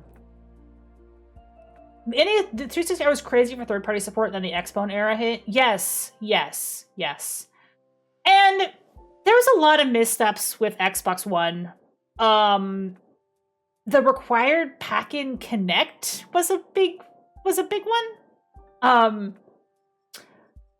I am going to say, by the way, that Kinect is another one of those things that I thought never really reached its full potential. I think that there was a lot that could have been done with Kinect, which was not done with Kinect. I was a proponent of Kinect. I thought Kinect was interesting technology. The near-field IR stuff is actually really cool for body tracking, and the Kinect, especially the Kinect 2, the revised version, much stronger an IR device than you might give it credit for. It could actually do some pretty crazy tracking. And I see people taking similar technology and using it as like a online tracker, VTube tracker, blah, blah, blah. They did try to pivot very hard to IoT. And Kinect was such good hardware. Kinect is very good hardware. It's actually way more powerful hardware than people give it credit for. The problem was they did not know what to do with it from a gaming perspective. It was a much more interesting device for non-gaming applications. And when XNA developed was big on campus for students, fire up gaming and run those, I said if I can do this. Yes, XNA was an amazing technology as well. Kinect was a good technology. XNA was a good technology. And at the time when they were... Okay, we're back from ads. Thank you for waiting. If you were on ads, thank you so much. We're just talking about Kinect. Kinect was a good technology. Kinect 2 was a great technology. Kinect for PC actually works really well. The Game Pass was even kind of a good idea. Yeah. And I'm a big fan of XNA. And they kind of let XNA fall away. I mean, obviously it got... But I mean, like, originally Stardew Valley was made in XNA. And I mean, what a slam dunk, right? It had to get ported, you know, but that's an XNA title. Like, there's some really, really good games made for indie console applications. Yeah, hospitals, yes. I did see Kinect being used in children's hospitals a lot. They use it for physical therapy. Like you would have a kid, like, can you reach your arm up, right? And then they would see like how far they could reach their arm. I actually toured a hospital one time that was using Kinect, and it was actually really fucking cool. There are lots of indie games that came out. They were very supportive of indies. The what am I thinking of? Xbox Live Indies, XBLA, right? When they had it was anybody could port a game to Xbox and it was so easy to do. There was a lot of crap. But I am always in favor of people's random crap as long as there's some gems in there that you can sort through and find. If they had done a better job of curating XBLA, there would have been some really, really good stuff. And I played some of those games that some of the older ones what's that zombie game that was really popular that actually did pretty good on XBLA, the older one? There was some good stuff on there, is what I'm saying. Wait, now I'm trying to think what the name of it was. I'll have to remember. Hang on, I'm gonna look it up. The XBLA zombie game was XBLA specifically. I made a game with zombies in it. That was the name of it. Yeah, because it has that song. I made a game with zombies in it, right? That was the song. It was just a dumb little game, right? It was awesome. That was a great game. The whole usurpation of Alien Hominid, Castle Crashers, yeah, and that was an early for it's free on Steam. Good, I love those devs. They're a gem. They're wonderful. Zeboid got their start on XBLA. Cthulhu Saves Christmas and all that shit, right? That was Zeboid. That's our XBLA, right? And they made good shit. Um, it's such a shame. Right? Yeah, that's right. Because the song has like it costs $2 or something like that in the song. I gotta play that game again. Let's have an Xbox Indie Revival Night and play I Made a Game with Zombies in it. Game slams. There's nothing to it. It's just a silly little game, but it's fun. Cthulhu saves the universe. Cthulhu saves the world. That was the Xbox XBLA. 100% Battleblock Theater. Battleblock Theater! Yeah, there were so many fucking good titles. Yeah, Z-Boy is awesome. Just fun, little, silly games. I don't believe you when you say you're gonna invest. I don't believe you. Gaming now lies across devices, not within the limits of any single piece of hardware. This is what you're doing. This is what people were excited about the hardware. They were excited about the game, the video game machine. The good side of Newgrounds. Yeah, I'll filter there. We will break down barriers so developers can build once and reach players ever without compromise. We are witnessing the reinvention of play. To meet the moment, we will invent new business models and new ways to play. What does that mean? Please tell me what that means. I don't like it. You're scaring me. Iconic teams, iconic teams? Like, developer? Does she mean developers? Does she mean like Bethesda? She literally knows nothing. I don't know. We're witnessing the reinvention of play. We're going to invent new business models. What are you talking about? What do you mean? As mod station and AI evolve and influence this future, we will not chase short-term efficiency or flood our ecosystem with soulless AI slop. I do not believe you. I do not believe you. Games are always and will be art, crafted by humans and created with the most innovative technology provided by us. I want to believe you. I would love to believe you. The next 25 years belong to teams who dare to try to build something surprising, something no one is willing to try, have the patience to see it through. We have done this before. I'm here to help us do it again. I want to return the renegade spirit that built Xbox in the first place. It will require us to relentlessly question everything, revisit processes.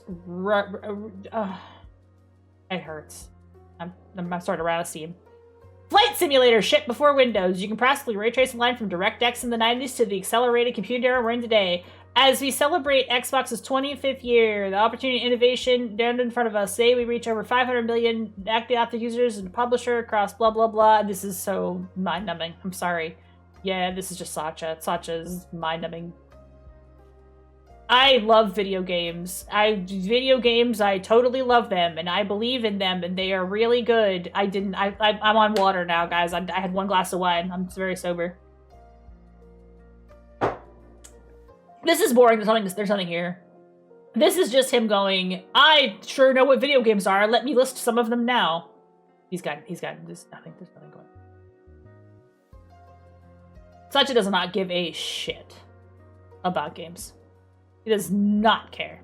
It means they're inventing new ways to squeeze money. Yeah, that is what that means. You're absolutely right. When she says we're going to invent new business models and new ways to play, I gotta get back to grading. Hope March less. Thank you for coming by. I really always love hearing from you, and good luck with your grading. Yeah, absolutely. Good luck with your grading. Yes, so soul playing. Yes, we value our indie game developers and teachers. Nadilla is the CEO and Nokia into the ground. I bought Nokia. Yeah, remember Windows Phone? I do. There could be new avenues. Yeah. They just need to... I know it seems oversimplified, and maybe it is oversimplified. Maybe I don't even know if there is a Windows Phone story. Windows Phone is... Windows Phone. What do you want? I mean, they really, really wanted to push Windows Phone. That was something that they pushed very hard on for a long time. Well, yeah, because I had a Windows Phone. But there was a reason I had a Windows Phone. It was a work phone. But I didn't use it for anything outside of work. They're decent phones. Like, they were good for what they were. They didn't have enough apps on one's the thing. Like, you would just not be able to find, like, the regular apps that other phones had would just not be on there. Oh, yeah, that's right. The guy talked me out of buying one. Now I remember that. Yeah. He was like, don't buy a Windows phone. I was like, what I want? I want to try and buy a Windows phone. I want to know what the experience is like to buy a Windows phone. Well, they did a lot of weird shit with their OS because, like, Windows 8 was designed to be, like, a tablet system first. One of the reasons Windows 8 sucked so bad they skipped 9 is that Windows 8 was designed to be for tablets, right? Like, they basically made it like a tablet system first, and they had the Surface, like the hybrid computer that was kind of a tablet, except it never fucking worked in tablet mode. And then they had those, like, Surface NTs or whatever that didn't have, like, anything on them. They were all based on, like, the Windows Store, because Microsoft wanted an app store, but they okay. I'm about to tear up because now this is all coming back to me. Microsoft wanted an app store. So they built an app store without looking at the economy of the app store, which is a game store. Apps don't make money. The app store is a game store. And they had a game store already. It was called Xbox. And they re-indexed all of their shit to this app store bullshit because they thought people were going to want to buy apps because they didn't know that apps were games. And I talked to a guy who was trying to figure out in Microsoft how to get games in their fucking app store, because remember when you used to boot up? They don't do this anymore because they realize that this is stupid. They used to make you, like, download Candy Crush. They used to make you download Candy Crush to run Windows 8. Because they were like, yeah, it's a games. Oh my god. This is all coming back to me, this whole bullshit. Because the music was too loud.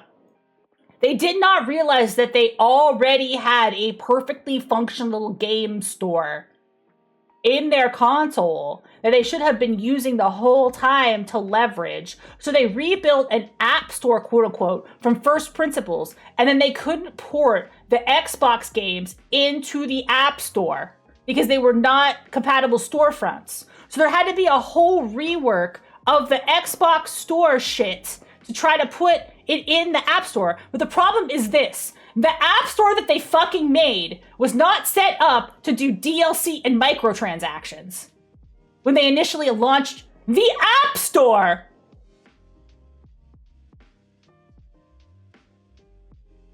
On Windows. They forgot about the ways that app stores actually make money.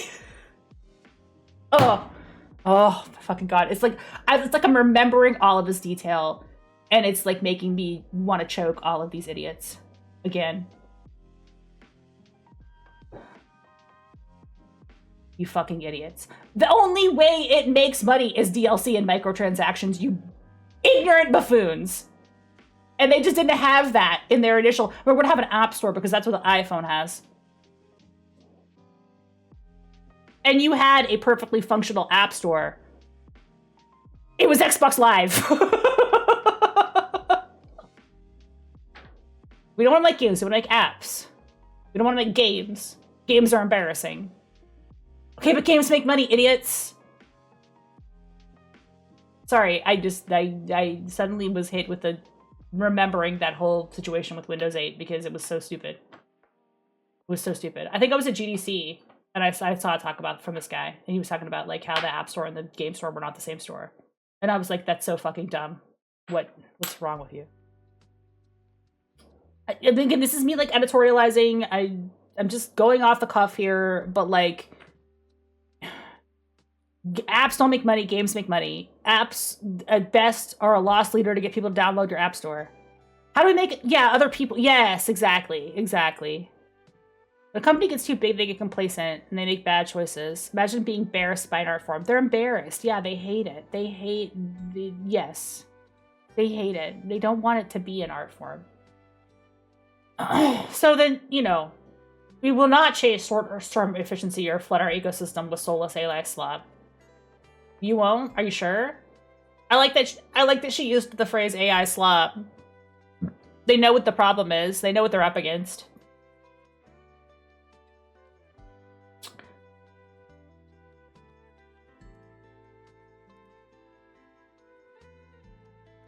if there's advice from you to help this person steer in the right direction, and by the way, woke, unwoke, again, I don't give a fuck. You have put this woman in charge of this department to be your sin eater. To eat all the shit from the gamers that know you're trying to kill Xbox, and we all know it in our hearts. I don't think I have to stand up for her just because she's a woman in tech. I think she's got to prove she can do. And she said some weird shit about other stuff, right? Like, she's like a weird natalist as well. So, not a huge fan.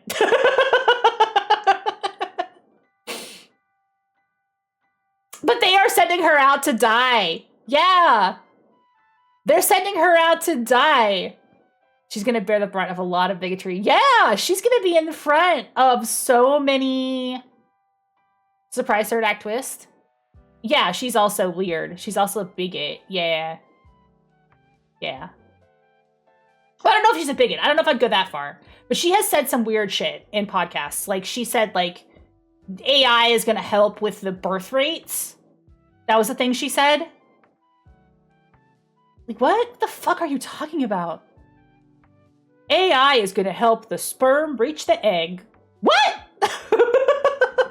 Lady, what? What are you saying? Literally, what are you talking about? I'm pretty sure that sex is what does that.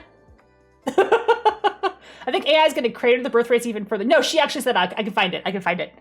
I can find it. Yeah. She actually did say that. AI is going to crater the birth rates even further. I agree, because everybody's dating their AI boyfriends/girlfriends. It's going to make people more lonely and fragmented than... Yeah, hang on. I'll find it. I'm sorry. I got to find it. I can't just say that off the top of my head. I have to find the clip. Kotaku, but, you know, she did say this. It's on a podcast.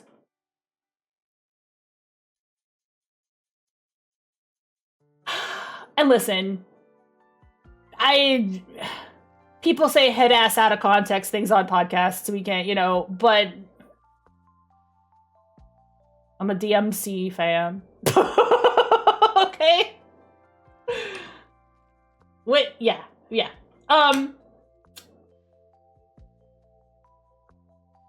Whether her son will have classmates in the future. This is because, she says, fertility rates are declining. The average birth rate in the 90s when we were growing up was like 3, and now it's 2.3. This is ridiculous. I mean, obviously this is like way too much to get into politically, like in terms of birth rate, but she did say this shit, okay? And in 2050, it's estimated by loyal replacement. This is strange on its own. I think that AI can have a big effect on it, and it already is.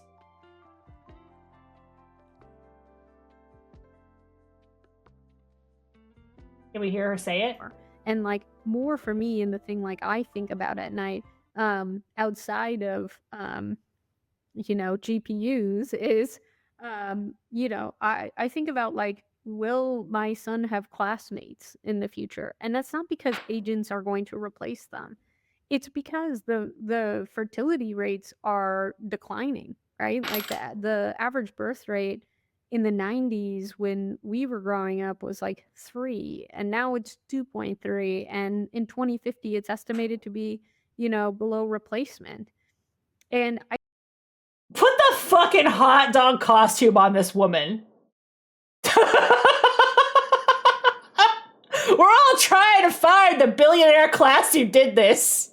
I think that AI can have such a big effect on it, and already is. Like, what are you talking about? I was just reading about a hospital in London that's, able to improve pregnancy rates by using AI to match, eggs and sperms, and they're cutting costs at the same time. You saw with the ChatGPT 5 launch yesterday, such an amazing story about how ChatGPT is helping in healthcare. Stanford's one of our big customers with the platform that I build, and they're working on using AI for tumor reviews. And it's just like that's like, different from ChatGPT. Like, that's different forward and expand our lifetime and give us the like privilege to solve 100-year problems. And so that's why I'm excited, and that's why I do what I do. Yeah, especially when you're building the platform that enables all of this. I could see how impactful that What the fuck, dude? You know, how about a dose of weird eugenics with your new Xbox, Ted? You want a little soup can of weird eugenics on top of all this shit? Kill everyone now. Thank you. Condone Yes. first-degree That is murder. yes. Advocate cannibalism. That's yes. Great, nice. Ah.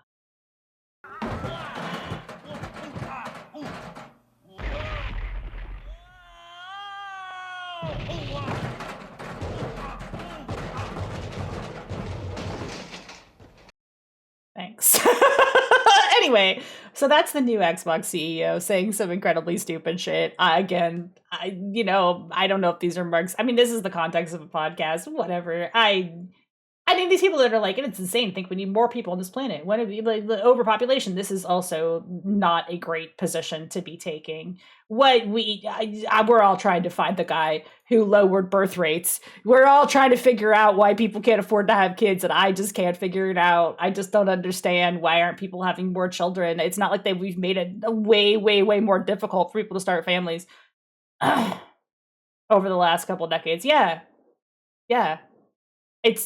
This is politics, but I mean, that's what I said. Like I said, eventually we're going to get into politics, because how do you not? And a parroting eco-fascist? No, I don't support the eco-fascist thing either.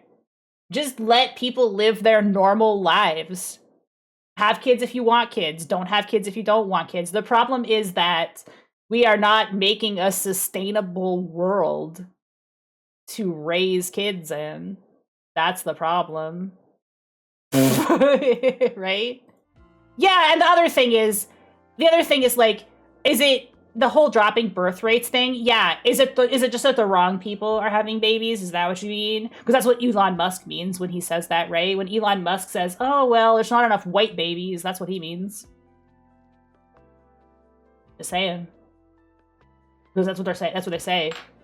But she's not even white, so like I don't know where this is coming from her. I'm not going to say she's saying this for racist reasons, because I don't know why she's saying that. All I'm saying is what she said.